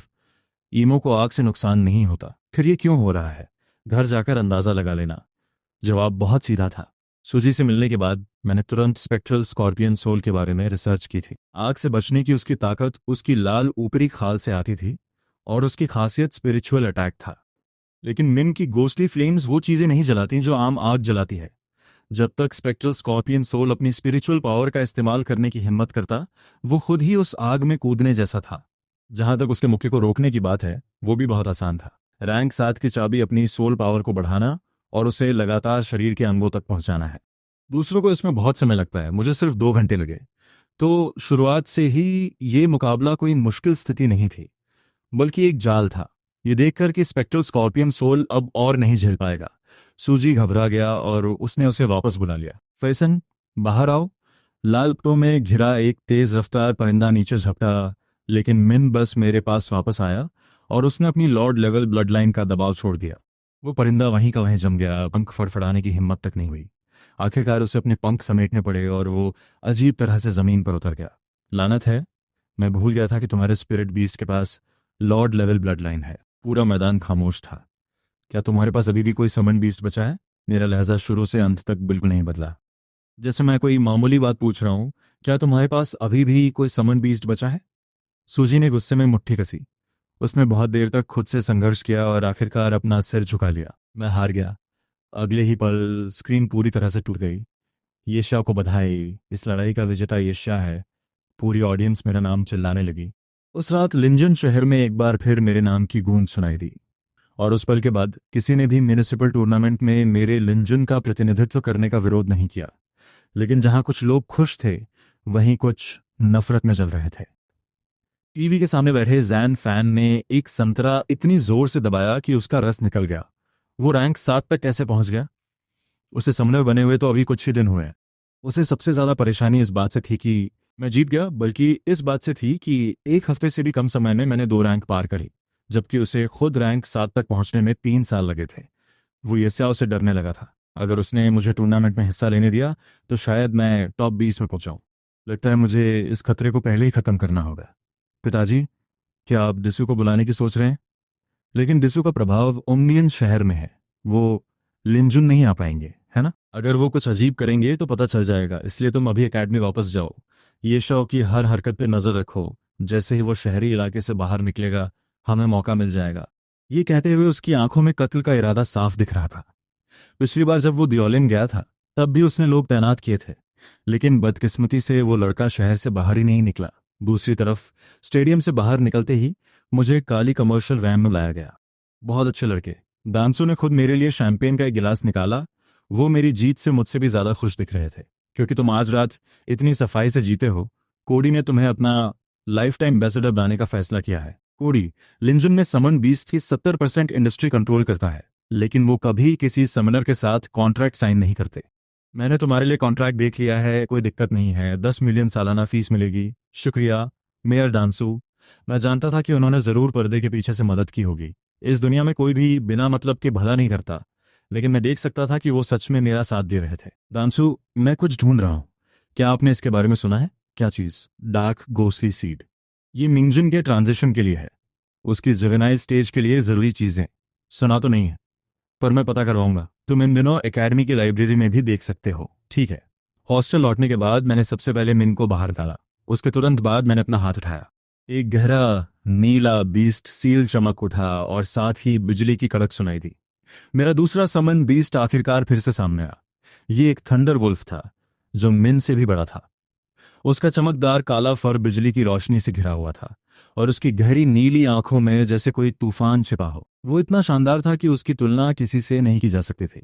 मिन तुरंत उसके पास गया और सिर झुकाकर उसे गौर से देखने लगा। उसकी आंखें जिज्ञासा से भरी थीं। अगले ही पल दोनों छोटे जीव एक दूसरे पर झपट पड़े और लड़ने लगे। जैसे ही मैं बीच बचाव करने वाला था, मुझे समझ आया कि वो सच में नहीं लड़ रहे थे, बल्कि खेल रहे थे। लगता है एक ही बीस्ट सील में काफी समय बिताने के बाद उनकी दोस्ती अच्छी हो गई थी। मैंने थंडर वुल्फ को देखा। उस वक्त उसका एट्रीब्यूट पैनल मेरी आंखों के सामने आ गया। थंडर वुल्फ की डिटेल्स तेजी से दिखने लगी। Species, thunder earth beast, stage, juvenile, blood line, emperor level, perfect, attribute, thunder, खासियत, lightning damage, immunity, thunder control. ये भेड़ियों के परिवार का एक समन्ड बीस्ट है। Talents, soul bond, lord of thunder. Skills, lightning dance, thunder judgement. Evolution का रास्ता, बिजली वाले जीवों का मांस खाना, अलग अलग नाम मिलाना। ये जीव किसी अजीब रास्ते पर नहीं चलता, बल्कि शुद्ध भारी डैमेज का रास्ता अपनाता है। बिजली की ताकत। मेरे एक विचार से उन दोनों ने खेलना बंद कर दिया और मेरे बगल में खड़े हो गए, एक बाईं ओर और एक दाईं ओर। अब तुम्हें एक नाम देने का वक्त आ गया है। मुझे सीक्रेट किंगडम में उसे हासिल करने का वो रोमांचक पल याद आया। सबसे पहले मेरे दिमाग में एक शब्द आया, ओह, लेकिन उसे सिर्फ उस नाम से बुलाना ठीक नहीं लग रहा। आज से तुम्हारा नाम संपो होगा, कैसा रहेगा? थंडर अर्थ बीस्ट ने 2 सेकंड तक मुझे घूर कर देखा। उसकी आंखों में चमक आ गई। आओ, लगता है वो नाम से काफी खुश था। मैंने निन और संपो के साथ कुछ देर खेला और फिर सो गया। अगली सुबह नहा धोकर तैयार होकर जैसे ही मैं बाहर निकला, मुझे एक घिनौनी आवाज सुनाई दी, जिसे रुको जरा। मैं मुड़ा और देखा कि जैन फैन एक झूठी मुस्कान के साथ आ रहा है। कहाँ जा रहे हो? मैं साथ चलता हूँ। अगर दिमाग में कोई बीमारी है तो दवाई लो और मुझे परेशान मत करो। यह अचानक उमड़ा प्यार जरूर किसी साजिश का हिस्सा था। मैंने उसे अनसुना किया और चला गया। रास्ते में एकेडमी के जो भी स्टूडेंट्स मुझे देख रहे थे, वो जरूरत से ज्यादा प्यार दिखा रहे थे। कुछ मुझे सलाम कर रहे थे, कुछ मुझे दोस्त बनाना चाहते थे। पहले जो मुझे देखकर रास्ता बदल लेते थे, अब वो मेरे साथ चिपकने की कोशिश कर रहे थे। असल में ये सब इंसान के रुतबे की बात है। मैंने सबको टाल दिया और पार्किंग की तरफ चला गया। 10 मिनट बाद मेरी गाड़ी शहर के बाहर एक पुराने अनाथालय के सामने खड़ी थी। उस जाने पहचाने और पुराने आंगन को देखकर मैं भावुक हो गया। जब से मैंने हाई स्कूल शुरू किया था, मैं यहाँ वापस नहीं आया था। 5 साल बीत चुके हैं। इमारत छोटी है, कमरे कम हैं, अनाथ बच्चे और बुजुर्ग यहाँ एक साथ रहते हैं, लेकिन मेरे लिए बचपन में यही इकलौता घर था। सियान, मैंने आवाज सुनी और देखा कि ईयाएं हाथ में झाड़ू लिए खड़ी हैं। मुझे हैरानी से देखते हुए उनके हाथ से झाड़ू नीचे गिर गई और वो नम आंखों से मेरे पास आईं। मुझे पता है, मैंने तुम्हें टीवी पर देखा था। हमारा यस्या कामयाब हो गया। उन्होंने मेरा हाथ पकड़ा और मुझे अंदर ले गई। इतनी जोर से आवाज दी कि सब सुन लें, हमारे अनाथालय का बड़ा सितारा वापस आया है। उनके इतना चिल्लाते ही आंगन से बुजुर्ग और बच्चे दौड़ते हुए बाहर आए। ये शान है। वो छोटा बच्चा अब पूरा जवान हो गया है। अब हमारा शाओ एक बड़ा सितारा है और हमें उस पर नाज है। बच्चों ने मुझे घेर लिया। उनकी आंखें मासूमियत से चमक रही थी। मैंने गाड़ी की डिक्की से वो फल और स्नैक्स निकाले जो मैं पहले ही खरीद चुका था। वाह, जब बच्चे स्नैक्स लेकर भाग गए तो आखिरकार मैं इन्हीं से शांति से बात कर पाया। इन्हीं। मैं हॉल में बैठा बुजुर्गों से अपने बचपन की शरारतें सुन रहा था और मुझे अचानक महसूस हुआ कि सिर्फ उनसे मिलने आना काफी नहीं है। इन्हीं। मैंने शहर के बीच में एक केयर सेंटर खरीदा है। उसकी मरम्मत के बाद आप सबको वहां ले जा सकती हैं। उसका नाम अब भी ब्लू स्काई ऑर्फनेज ही रहेगा। आपको क्या लगता है? मेरी बात खत्म होते ही पूरा हॉल खामोश हो गया। क्या तुमने क्या कहा? ये कैसे मुमकिन है? तुम अभी सिर्फ 20 साल के हो। ये तुम्हारी पैसे खर्च करने की उम्र नहीं है। तुम इसे हम पर कैसे खर्च कर सकते हो? शांत रहिए। नहीं, ये सिर्फ मेरा नहीं, मेयर का भी आइडिया है। हमें वाकई एक बड़े अनाथालय की जरूरत है ताकि बुजुर्गों और बच्चों को एक सम्मानजनक घर मिल सके। दरअसल मेरे इस सुझाव के बाद मेयर ने सारी योजनाएं बनाने में मेरी मदद की थी। चैरिटी फंड, नई लोकेशन, भविष्य की गारंटी, सब उन्होंने ही सोचा। अब मेरे पास पैसों की कमी नहीं है और मेरे बीस्ट को दूसरों की तरह महंगे न्यूट्रिएंट्स की ज़रूरत नहीं है। मेरे लिए ज़्यादा पैसे होने का मतलब बस थोड़ा और आराम है, लेकिन मैं पहले से ही काफ़ी अच्छे से रह रहा हूँ। इसलिए मैं सुख को उन लोगों के साथ बांटना चाहता हूँ जिन्होंने पहले मेरी रक्षा की थी। दिन बीतते गए, मैं अनाथालय का काम शुरू हो गया। प्रोग्रेस काफ़ी तेज़ थी और जब मैं एकेडमी वापस आया तो मैंने फिर से ट्रेनिंग शुरू कर दी। मैं पूरा दिन लाइब्रेरी में एडवांस मटेरियल पढ़ने या अपनी स्पिरिचुअल पावर को निखारने में बिताता था, क्योंकि रैंक 6 किसी भी बीस्ट ट्रेनर के लिए असली चुनौती होती है। इसे हासिल करने के लिए 2 चीज़ों की ज़रूरत होती है। पहला, स्पिरिचुअल पावर को रिलीज़ करना। दूसरा, बीस्ट की स्पिरिचुअल पावर को रिलीज़ करना। पहली चीज़ मैंने आधे महीने में जैसे तैसे हासिल कर ली, लेकिन दूसरी चीज़ में मिन और संपो के साथ हमेशा कुछ कमी रह जाती थी। मैंने बहुत सोचा और आखिरकार समझ गया कि समस्या क्या थी। रैंक 6 का फेज। रैंक 6 का मुख्य अपग्रेड यह है कि बीस्ट नई स्किल्स सीख सकता है, और स्किल्स सीखने के लिए स्पिरिचुअल पावर रिलीज करके ज्ञान हासिल करना जरूरी है। लेकिन बात यह है कि मिन और सांपो अभी बहुत छोटे हैं, इसलिए उस दौरान मैं पागलों की तरह ट्रेनिंग कर रहा था और डार्क गोस्ट्स, लाइटनिंग क्रीचर्स जैसे मटेरियल ढूंढ रहा था। मुझे एक भी नहीं मिला। 1 महीने बाद ब्लू स्काई ऑर्फनेज का काम पूरा हो गया। उद्घाटन के दिन इनी बहुत एक्साइटेड थी। आज ये सब जिसके लिए हमें सबसे ज़्यादा शुक्रिया अदा करना चाहिए, वो हमारा ज़ोयुआ है। वो चाहती थी कि पूरा लिंज शहर जान जाए कि जिस बच्चे को उन्होंने पाला वो कामयाब हो गया है। इससे लिंजन में मेरी साख और बढ़ गई। लेकिन पूरी सुबह काम में व्यस्त रहने के बाद जब मैं डायरेक्टर के ऑफिस में बैठा तो मेरा सिर फटने लगा था। मैं कसम खाता हूं कि मैं फिर कभी किसी उद्घाटन समारोह में हिस्सा नहीं लूंगा। शौयुआन, इस ऑफिस की सजावट मैंने खुद की है, ये सही नहीं है। मैं बस यही चाहता था कि वो अनाथालय ऑर्फनेज चलाते रहें, लेकिन उन्होंने मुझे ही डायरेक्टर बनाने की जिद पकड़ ली। अब मैं उनसे बहस तो कर नहीं सकता, इसलिए मैंने इसे स्वीकार कर लिया। आप किसी बात की चिंता मत कीजिए, मैं अनाथालय का प्रशासन अच्छे से संभाल लूंगा। जब तुम साथ हो तो जाहिर है मैं निश्चिंत हूं। याद आया, उन्होंने कहा था कि उन्हें मुझे कुछ देना है। हाँ, दरअसल मैं ये तुम्हें पिछली बार पुराने अनाथालय में ही देना चाहती थी। उन्होंने अपनी जेब से एक लिफाफा निकाला और मुझे थमा दिया। क्या तुम्हें किंगो याद है? ये एक खत है जो उसने तुम्हारे लिए छोड़ा था, किंगो। उस नाम को सुनते ही तुरंत मेरे दिमाग में एक समझदारी भरा और हमेशा मुस्कुराता हुआ चेहरा उभर आया। यान किंग्रो, जो मुझसे 2 साल छोटी थी, अनाथालय में मेरी सबसे अच्छी साथियों में से एक थी। लेकिन जब से मैंने हाई स्कूल शुरू किया, हमारा संपर्क टूट गया।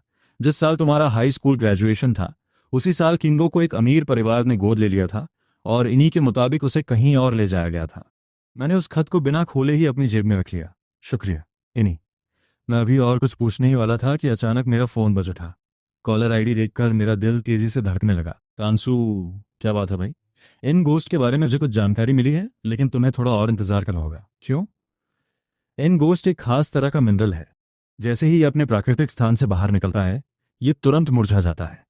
ऑंगलिन शहर में कई नई खदानों का पता चला है और उनमें यह मिनरल भी है। मैं सोच रहा हूँ कि इसे कैसे लाया जाए। देखता हूँ कि क्या मैं मिनरल को उसके प्राकृतिक वातावरण के साथ ही तुम्हारे पास ला सकता हूँ। वातावरण के साथ खुदाई करना, ये तरीका सुनने में थोड़ा पागलपन भरा लगता है। अंकल, आपको इतनी तकलीफ उठाने की जरूरत नहीं है, मैं खुद वहां जाऊंगा।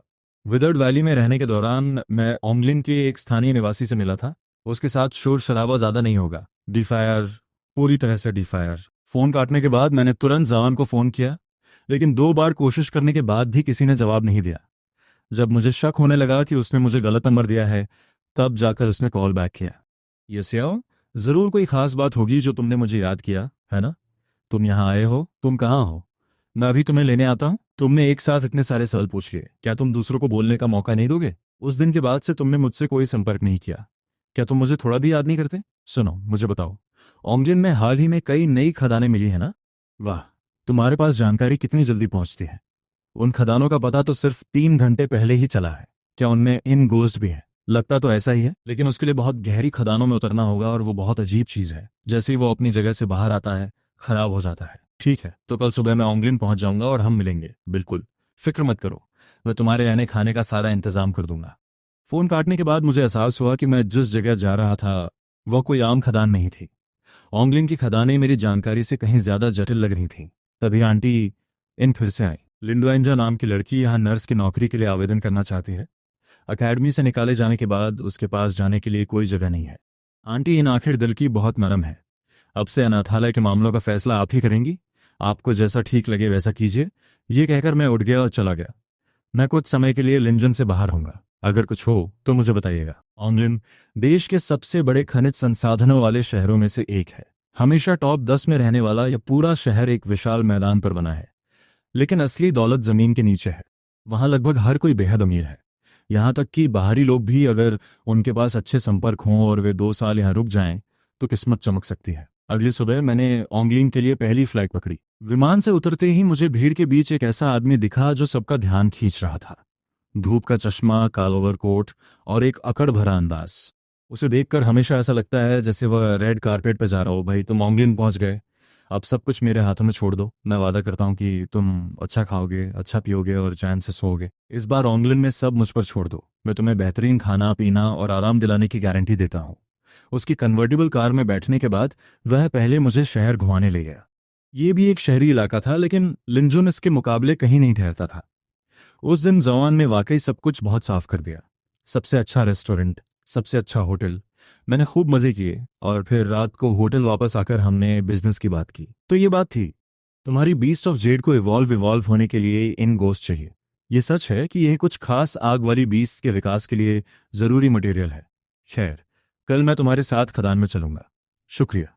लेकिन जैसे जैसे मैं ऑंगलिन की खदानों के बारे में समझ रहा था, मुझे उस शुक्रिया की अहमियत समझ आ रही थी। यहाँ सब पैसे में खेलते हैं, लेकिन हर बार खदान में उतरते समय वे अपनी जान जोखिम में डालते हैं। गहराइयों में अनगिनत अजीबोगरीब जीव, रहस्यमयी साए और गायब होने की घटनाएं छिपी होती हैं। अगर आप सावधान नहीं रहे तो आप हमेशा के लिए नीचे ही रह जाएंगे। खदान में मरी हुई बीस्ट ऑफ जेड की तादाद तीसरे ग्रेड तक पहुंच जाती है, लेकिन फिर भी उसने मेरे साथ चलने के लिए एक पल भी नहीं सोचा। हमारी दोस्ती ने कुछ और कहने की जरूरत नहीं है। उस ब्रोकन मिस्ट्री में अगर तुम नहीं होते तो मैं आज यहां जिंदा नहीं होता। फिक्र मत करो, मैं सब संभाल लूंगा। उसने ये बात बहुत ही सच्चता से कही। अगली सुबह तक मुझे नहीं पता था कि वह इतना निश्चिंत क्यों था, क्योंकि उसका इंतजाम वाकई सब कुछ ठीक कर सकता था। अरे वाह! दूसरे दिन सुबह होते ही मैं उसके साथ ओंगलिन के सिटी हॉल की बिल्डिंग में गया और वह मुझे सीधे मेयर के ऑफिस ले गया। यंग शाओ युआन, मैं अक्सर मेल को तुम्हारे बारे में बात करते हुए सुनता हूँ।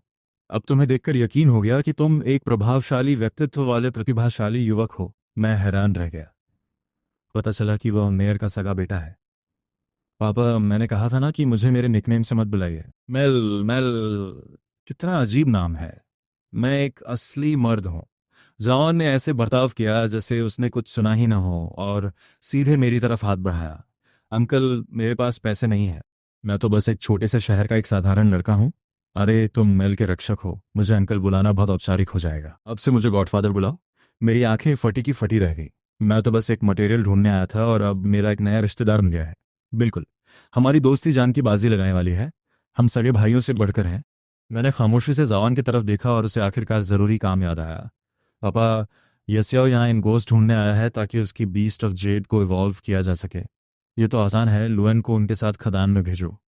तभी एक हट्टा कट्टा आदमी अंदर आया। लुएन, जो बिना ग्रेड वाला master of beast of Z है। लुएन, इनके साथ जाओ। आदेश देने के बाद जवान के पिता वहां से ऐसे चले गए जैसे उन्होंने कोई बहुत छोटा सा काम निपटाया हो। अब हम चल सकते हैं। लुएन ज्यादा नहीं बोलता था, लेकिन उसे देखकर एक दबाव महसूस होता था, जैसे वो कोई माहिर योद्धा हो। हालांकि लुएन बातूनी नहीं है, लेकिन वह सबसे भरोसेमंद है। चलो चलते हैं। ठीक है मेल, तुम ये क्या कर रहे हो? ऑफिस से हम मजाक करते हुए गैरेज तक पहुंचे, लेकिन वहां पहुंचते ही जवान का फोन अचानक बज उठा। क्या बात है? मैंने आने वाली कॉल की स्क्रीन पर देखा। 3 अक्षर लिखे थे, सू सिलिन। कहिए मिस सू, आपको मुझे फोन करने का ख्याल कैसे आया? मैं ओंगलन में हूँ, मुझे आपसे कुछ पूछना है। क्या आपके पास मिलने का समय है? ठीक है, मैं आपको पता भेजता हूँ। फोन रखने के बाद जवान मेरी तरफ मुड़ा। वह भी ओंगलन में ही है। क्या तुम दोनों की कोई मीटिंग तय थी? हमारी मीटिंग कैसे हो सकती थी? मैंने सिर हिलाया। नामुमकिन। ओंगलिन में अभी कई नई खदानें मिली हैं, खबर फैल चुकी है। शायद वह भी खदानों की वजह से ही यहाँ आई है। सू परिवार को खदानों की जरूरत है। कितनी अजीब बात है। तभी लुएन ने कार हमारे सामने पार्क कर दी। लुएन, पहले जिस कैफे चलो। कार में बैठने के बाद जान लगातार ओंगलिन के बारे में बातें करता रहा। मैं इस मौके का फायदा उठाकर उससे भूमिगत खदानों के बारे में और जानकारी निकालना चाहता था, लेकिन उसने शुरू से अंत तक बस यही बताया कि वह कितनी पी चुका है। 10 मिनट बाद कार एक बहुत भीड़ भाड़ वाले कमर्शियल प्लाजा के सामने रुकी। जान ने मुझे इंतजार करने को कहा और खुद किसी को बुलाने अंदर चला गया। ये 6 वे कैफे बहुत बड़ा था। इसने प्लाजा के सबसे अच्छे हिस्से को घेरा हुआ था। मुझे तो शक हुआ कि ये जगह जू परिवार की ही है। कुछ ही देर में जान एक प्रिंटेड ड्रेस वाली लड़की के साथ बाहर आया। मेरी बहन जोई। कैसी है? सुंदर है ना? बहुत सुंदर। हाल ही में मेरा भाई तुम्हारे बारे में बातें करना बंद ही नहीं कर रहा था, लेकिन मुझे उम्मीद नहीं थी कि तुम इतने हैंडसम होगे। जोई दिखने में थोड़ी बहुत जान जैसी थी, लेकिन उसका स्वभाव बिल्कुल अलग था। एक किसी जमींदार का भोला बेटा लगता था, तो दूसरी एक गंभीर युवा उद्यमी। ये कैफे मेरी बहन ने ही खोला है। उसने शून्य से शुरुआत की थी। प्रभावशाली है। थोड़ी देर बात करने के बाद जोई काम पर वापस चली गई और मैंने 2 लोगों को अपनी ओर आते देखा। सुसिलिन आ चुकी थी। आज उसने काले रंग की लंबी ड्रेस पहनी थी और बाल खुले थे। वह मिस्ट्री के मुकाबले और भी ठंडी लग रही थी, लेकिन जब उसने मुझे देखा तो उसके चेहरे के भाव और खराब हो गए। वो भी यहाँ है। काफी समय बाद मिले मिस्सू। जवान ने उसका अभिवादन किया, लेकिन उसने पूरे समय मेरी तरफ नहीं देखा। उसकी नजरें इधर उधर भटक रही थी, जैसे वह किसी चीज से बच रहे हो। मैं थोड़ा उलझन में था। जब से हम यून में अलग हुए थे, वह अजीब व्यवहार कर रही थी। क्या वह अभी मिस्ट्री में पानी में गिरने वाली बात से नाराज थी? शाओ परिवार, शालिंगवे, जो आदमी उसके साथ था, आखिरकार बोला। उसने अपनी ठुड्डी थोड़ी ऊपर उठाई। उसका अंदाज ऐसा था जैसे हमसे मिलकर हम पर कोई एहसान कर रहा हो। सिर्फ शाओ परिवार ही तो है, इतना क्या घमंड। मैंने कुछ नहीं कहा, बस मन ही मन मुस्कुरा दिया। इस दुनिया में भी वही पुरानी सोच है। इस बार तुम लोग ओंगलिन किस लिए आए हो? सुसिलिन का ध्यान कहीं और था। उसने जवाब नहीं दिया। मैंने सुना है कि ओंगलिन में इन घोस्ट की एक खदान मिली है, इसीलिए हम आए हैं। हम खदान में नीचे जाना चाहते हैं। क्या तुम हमें किसी की सिफारिश कर सकते हो? सू और शाओ परिवार इतने बड़े और ताकतवर हैं, फिर भी उन्हें खुद खदान में उतरने की जरूरत है। जाओन ने बस मजाक में कहा था, लेकिन शाओ लिंगुए का चेहरा पल भर में उतर गया। अगर ये दूसरे ले जाने लायक खनिज होते तो बेशक उन्हें खुद आने की जरूरत नहीं पड़ती, लेकिन इन गोस्ट अलग है। यहाँ के स्थानीय होने के नाते क्या तुम्हें इतना भी नहीं पता? उसका स्वर शांत था, लेकिन उसके लहजे में छिपा तिरस्कार साफ झलक रहा था। क्या कोई और भी है? जावान ने थोड़ी उलझन में मुझे देखा, जैसे उसे शक हो कि उसने कुछ गलत कह दिया है, लेकिन मैं समझ गया था। शाओ परिवार का ये युवा वारिस शुरू से ही हमें नीची नजरों से देख रहा था। ये भाई सही कह रहा है, बेहतर होगा कि तुम किसी और पेशेवर स्थानीय की मदद लो। मैंने मजाक में पेशेवर शब्द पर जोर दिया। ओंगलिन के मेयर का बेटा पेशेवर नहीं है तो फिर कौन है? मुझे अचानक शक होने लगा कि क्या ऊंची जातियों के इन युवा वारिसों में ये अहंकार एक आम बीमारी है।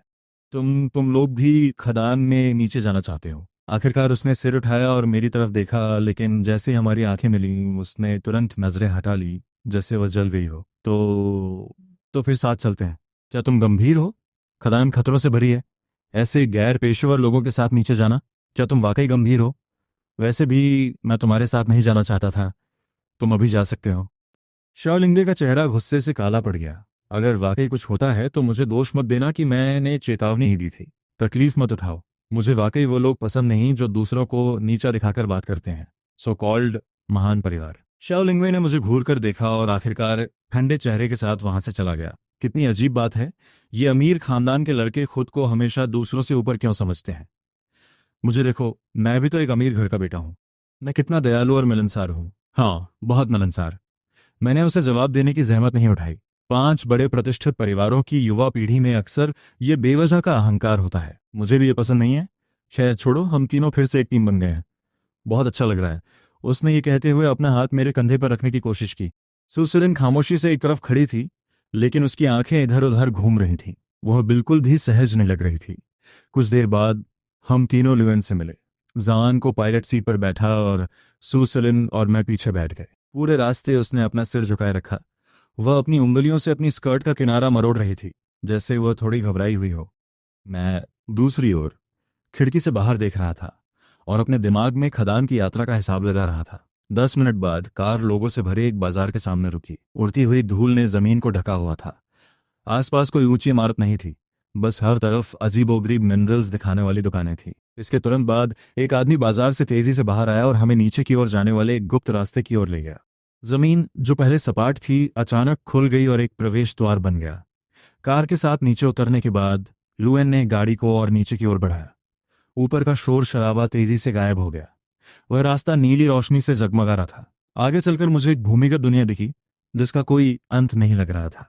नीली रोशनी अनगिनत रास्तों और दुकानों को रोशन कर रही थी, जैसे जमीन के नीचे कोई पूरा शहर छिपा हो।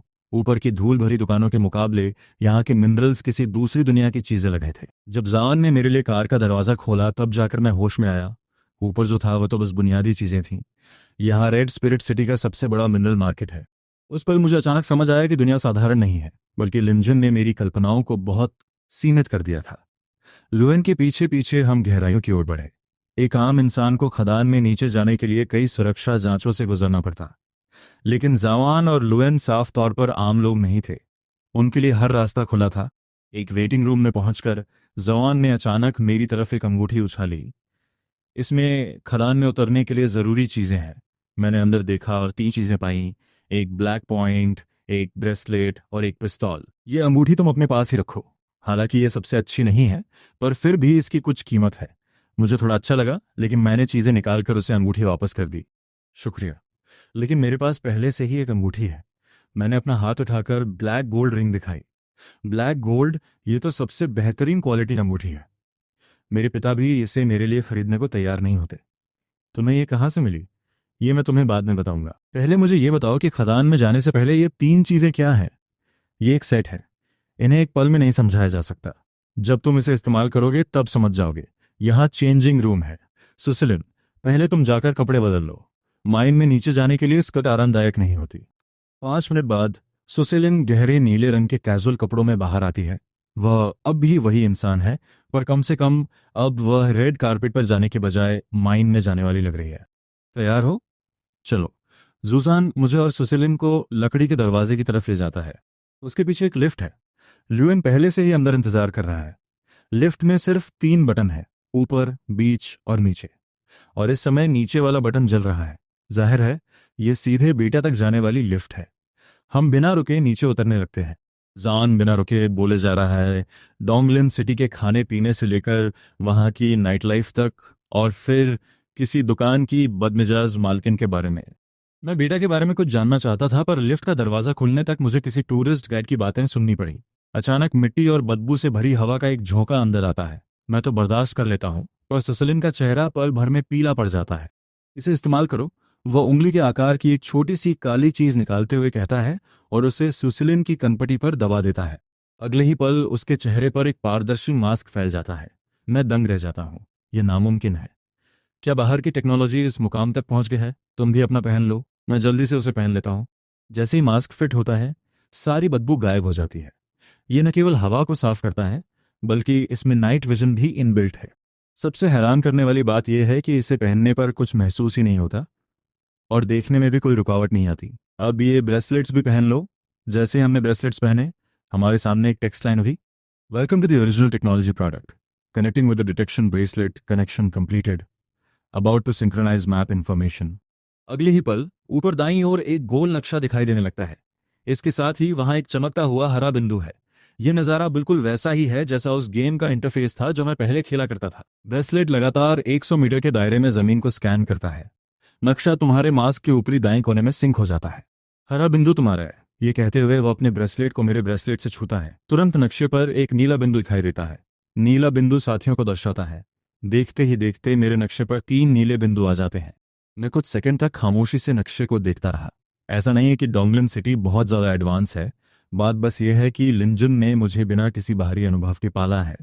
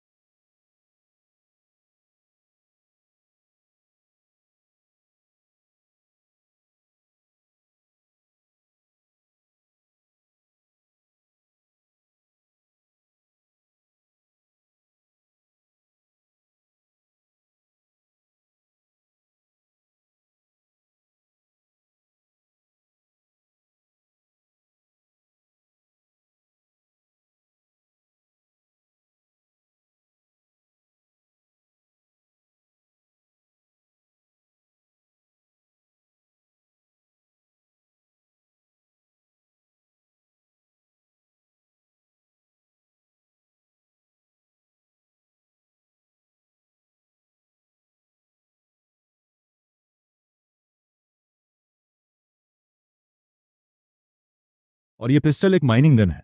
जब भी तुम्हें कोई मिनरल मिलेगा, मास्क अपने आप कटिंग लाइंस मार्क कर देगा। तुम्हें बस उन्हें फॉलो करते हुए काटना है। इक्विपमेंट तैयार होने के बाद आखिर में हम चारों फॉर्मली एलिवेटर से बाहर निकले। नाइट विजन मास्क की वजह से अंधेरी बीटा भी ऐसी साफ दिख रही थी जैसे वहां लाइट्स लगी हों।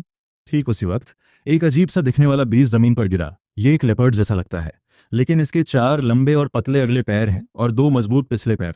ये काफी अजीब और खूंखार दिखता है। ये दुफेंग गिवाओ है, एक जेड बीस्ट जिसे सालों पहले माइन में अंकल ल्यूएन ने पाला था। ये रेयर मिनरल्स की खुशबू सूंघ सकता है। इसके साथ हमें ज्यादा भटकना नहीं पड़ेगा। ओंगलिन सिटी की खास बात सिर्फ माइंस नहीं है, बल्कि यहाँ का माइन में उतरने का सिस्टम भी बहुत मैच्योर हो चुका है। ये बीटा बाहर जैसी नहीं है, सब संभल कर रहना। ये कहते हुए उसने टुआन टुआन नाम के गिबॉन को समन किया। टुआन टुआन मुझे और सुलिन को देखकर खुशी से अपना सिर हिलाने लगा। मैंने भी अपना हाथ उठाया और मिन को रिलीज किया। एक नीली हरी लपट तेजी से गुजरी और मिन शांति से नीचे उतरी। सुलिन ने अपने सिलांकी को समन किया। 2 फायर टाइप जेड बीस्ट सामने आए। आसपास की ठंड और अंधेरा थोड़ा कम हो गया। लुएन की नजर थोड़ी देर के लिए मिन पर रुकी, पर उसने कुछ कहा नहीं और चुपचाप अपनी नजरें हटा ली। फिर ल्यूएन ने अपना दूसरा जाड़े बीस्ट रिलीज किया। मैंने ध्यान से देखा तो वो एक मजबूत और मस्कुलर कैंगरू था। सबसे हैरानी की बात तो ये थी कि उसके पंजों में हीरे जड़े हुए बॉक्सिंग ग्लव्स थे। उस वक्त मेरे दिमाग में बस एक ही बात आई, ये ड्लीन सिटी का ट्रिप सच में वसूल हो गया। मैंने फिर से लुएन को देखा और अचानक मुझे लगा कि ये कांगरू और उसका मालिक काफी मिलते जुलते हैं। इस तरह दुफेंग गिबाओ आगे का रास्ता दिखाने लगा, मस्कुलर कैंगरू पीछे की सुरक्षा करने लगा और हम चारों बीच में सुरक्षित थे। मैं और सुलिन, जाओसान और लुएन के पीछे चलते हुए धीरे धीरे माइन की गहराई में चले गए। रास्ते में हमें और भी माइनर्स मिले और लुएन को देखकर सब उसे इज्जत से लुएन भाई बुला रहे थे। ये बेटाज असल में हाथ से खोदी गई टनल्स जैसी हैं। दीवारों पर चमकने वाली चीजें और एग्जिट बताने वाले सिग्नल स्टोन्स लगे हैं, पर जैसे जैसे हम अंदर जा रहे थे ये कम होते जा रहे थे। मैं लगातार टॉप राइट कॉर्नर में मैप देख रहा था। रास्ते पेड़ों की जड़ों की तरह उलझे हुए थे और हर कुछ सेकंड्स में अपडेट हो रहे थे। हम नीचे उतरते रहे। करीब 1 घंटे बाद सुलेन की सांसें थोड़ी फूलने लगीं। तुआन टुआन ने मदद की। जाओ सान ने समझदारी दिखाई और सीधे तुआन टुआन से सुलेन को अपने कंधों पर उठाने को कहा। जैसे जैसे हम नीचे गए हवा और भी भारी होने लगी। मिन और यांग की लपटें भी मिलकर ठंड को मुश्किल से ही रोक पा रही थीं। हम अब नई खुदी हुई बीटा जोन में पहुंच चुके थे। सावधान रहो, लुएन पहली बार खुद से बोला। उसकी बात खत्म भी नहीं हुई थी कि मेरे दाहिनी तरफ की दीवार अचानक फट गई और एक काली परछाई बहुत तेजी से बाहर निकली। वो चीज सीधे मेरे सिर पर हमला करने आ रही थी। मुझे बचने का मौका भी नहीं मिला। अगर वो मुझे लग जाती तो मेरा सिर फट जाता। उसी पल मेरे पीछे से एक सुनहरी चमक निकली। वो वही कैंगुरू था जिसके पंजों में डायमंड टाइगर ग्लव्स थे। वो एक मिसाइल की तरह बाहर निकला। धप! वो काली परछाई सीधे दीवार से जा टकराई और वहां एक बड़ा गड्ढा हो गया। अचानक मेरी पीठ में सिहरन दौड़ गई। अगर वो कैंगुरू नहीं होता तो मैं अब तक जमीन पर होता। तुम ठीक हो? हाँ, मैं ठीक हूं। मैंने उस गड्ढे की तरफ देखा और मेरा चेहरा एकदम से बदल गया। वो एक अजीब काली चूहा थी जिसके माथे पर एक नुकीला सींग था। ध्यान रहे, ये हॉर्न रैट्स झुंड में आते हैं। उसकी बात खत्म होते ही हर तरफ से फुसफुसाहट सुनाई देने लगी। अगले ही पल अलग अलग दिशाओं से अनगिनत काली परछाइयां आने लगी। Wind barrier! लुएन चिल्लाया। हवा का एक बवंडर उठा और हमारे चारों तरफ एक ढाल बन गई। जो भी हॉर्न रैट्स उस पर कूद रहे थे वो दूर जाकर गिर रहे थे। जल्दी फायर बीस से हमला करो। सच तो यह है कि उसे कहने की जरूरत ही नहीं थी, मैंने पहले ही ऑर्डर दिया था। ओह! अचानक गहरे हरे रंग की आग भड़क उठी। वो हरी आग जब विंड बैरियर से टकराई तो वो बहुत तेजी से फैल गई। पूरी टनल आग की लहर में समा गई। उन हॉर्न रैट्स को भागने का वक्त भी नहीं मिला और वो बिना कोई निशान छोड़े राख बन गए। बुरा नहीं है। लुएन ने मेरी तरफ देखा और सिर हिलाया। मुझे पता था कि वो सिर्फ आग की नहीं बल्कि उस वक्त मेरे रिएक्शन की भी तारीफ कर रहा था, है ना? मुझे पता था कि जिसे मैंने चुना है वो बुरा नहीं हो सकता। सुलिन पीछे चुपचाप खड़ी थी, पर मैं महसूस कर सकता था कि वो मुझे देख रही है। लेकिन सबसे ज्यादा असर दुफेंग गिबाओ और उस कैंगरू का था। जैसे ही विंड बैरियर खुला मुझे एक बहुत ही भारी दबाव महसूस हुआ। उन दोनों बीस्ट्स का लेवल शायद कम से कम लॉर्ड होगा। ये सोचते ही मुझे एक बात समझ आई। एक हाई रैंक शहर सिर्फ नाम का नहीं होता जब बात रिसोर्सेज की आती है। इलाका सेफ होने के बाद लुएन ने विंड बैरियर हटाया और हमें और अंदर ले गया। रास्ते में हॉर्न रैट्स ने कई बार अचानक हमले किए। ये जीव न सिर्फ बदला लेते हैं बल्कि बहुत चालाक भी होते हैं। पर पहली बार के अनुभव के बाद अब हम चौकन्ने थे। बीटा में चलते हुए जमीन ढीली होती जा रही थी और हमारी रफ्तार कम हो गई। दीवारों पर अजीब रंगों के मिनरल्स जड़े हुए थे जो पूरी टनल को बहुत सुंदर और अनोखा बना रहे थे। रुको! हम सब एक साथ रुक गए। दुफेंग गिबाओ ने अपना सिर ऊपर किया जैसे वो हवा सूंघ रहा हो। कुछ सेकंड्स बाद उसने लुएन की तरफ देखा। आगे एक घोंसला है, और ये कहते ही उसने मेरी तरफ इशारा किया। आगे आओ भाई, अपना जल्ला दिखाओ। मैं जाओसान के आगे गया और सामने देखा। करीब 5060 मीटर दूर एक लाल रंग का इलाका दिख रहा था। वो रेंगने वाले जीवों का एक घोंसला लग रहा था जिनके शरीर पर खून जैसी लाल बिंदियां चमक रही थी। उसी पल डुफिंग गिबाओ ने अपना मुंह खोला और हवा का एक छोटा विंड रिंग निकाला जो हमारे सामने तैरने लगा। अपनी स्पिरिट पावर को बाहर निकालो और उसे एक नाखून के बराबर कंप्रेस करो। मैं हैरान था, पर मैंने फिर भी किया। गहरे स्लेटी रंग की स्पिरिट पावर ने मेरी हथेली को छुआ और धीरे धीरे एक छोटी गेंद बन गई। Special great talent. उसकी आंखें थोड़ी हिलीं।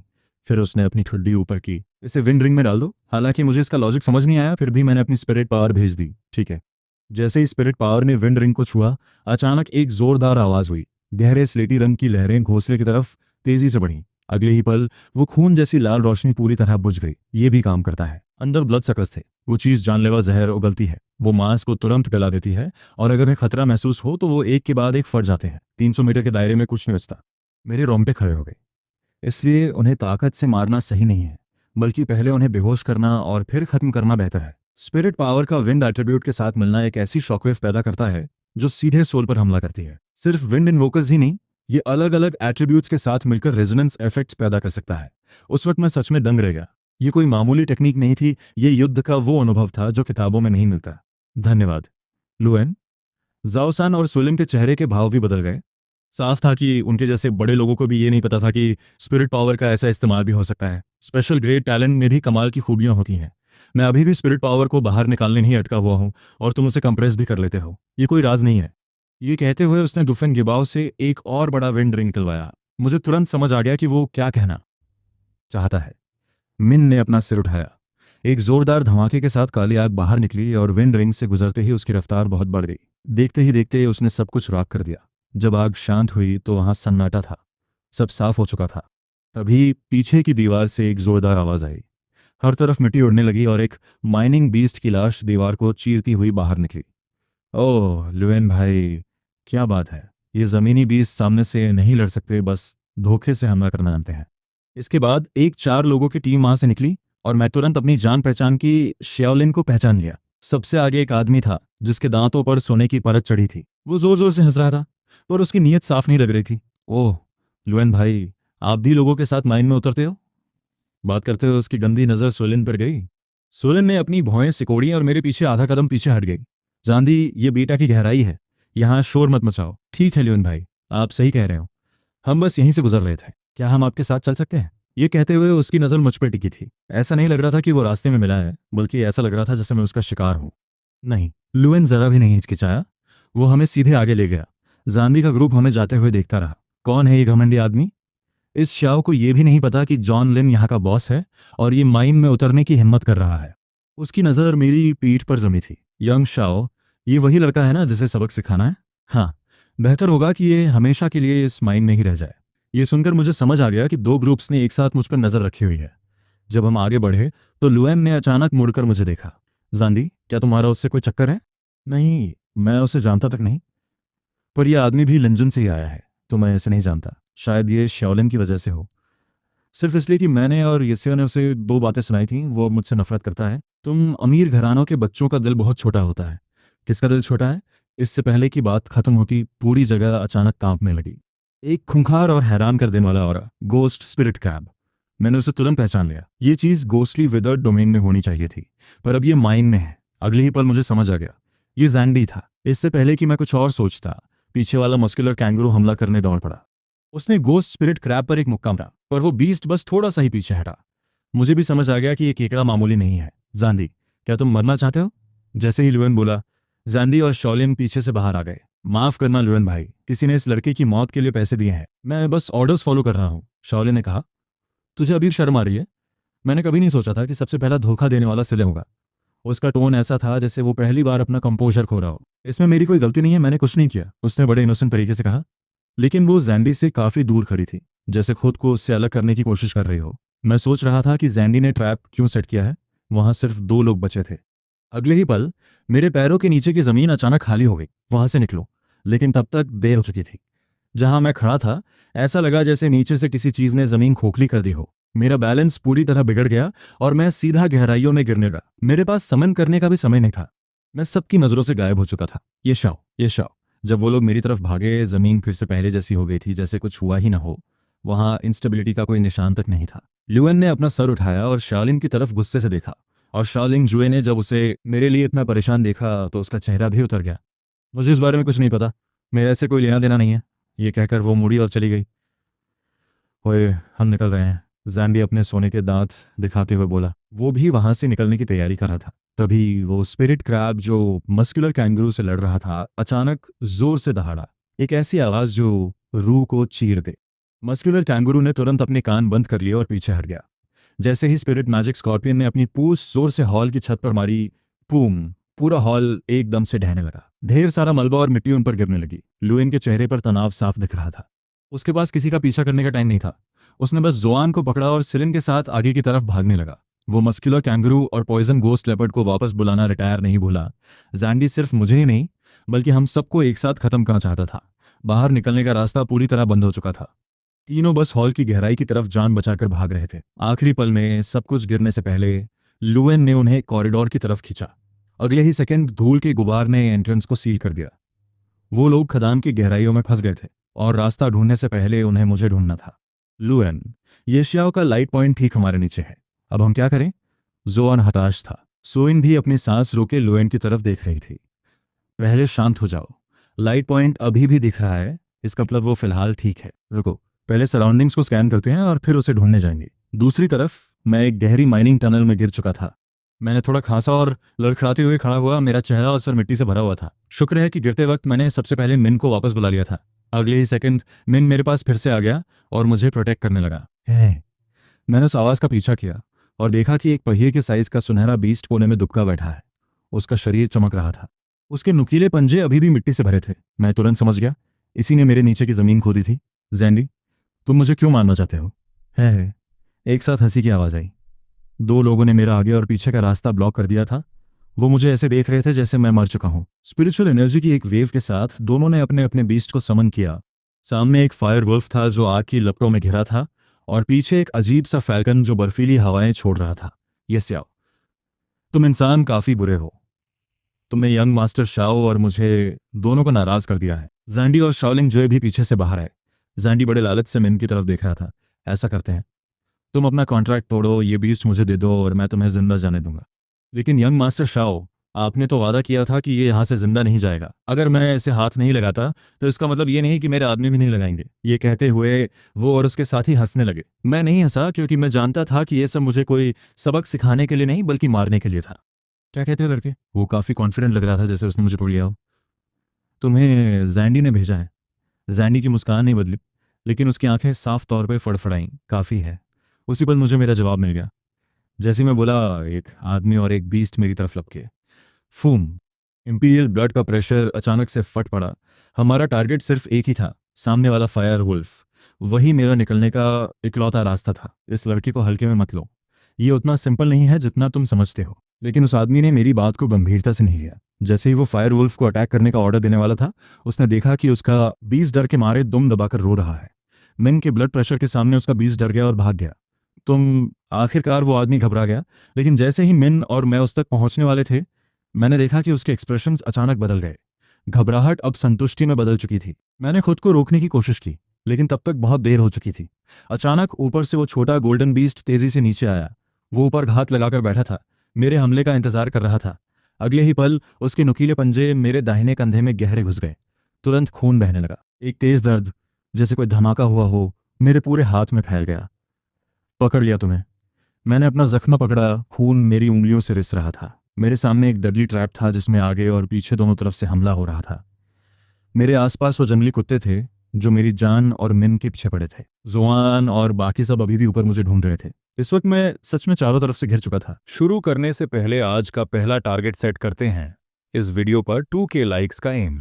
अगर आपको ये जर्नी पसंद आ रही है, अगर हर एपिसोड आपको फील होता है, तो लाइक बटन दबाओ और 2K का टारगेट मिलकर कंप्लीट करते हैं।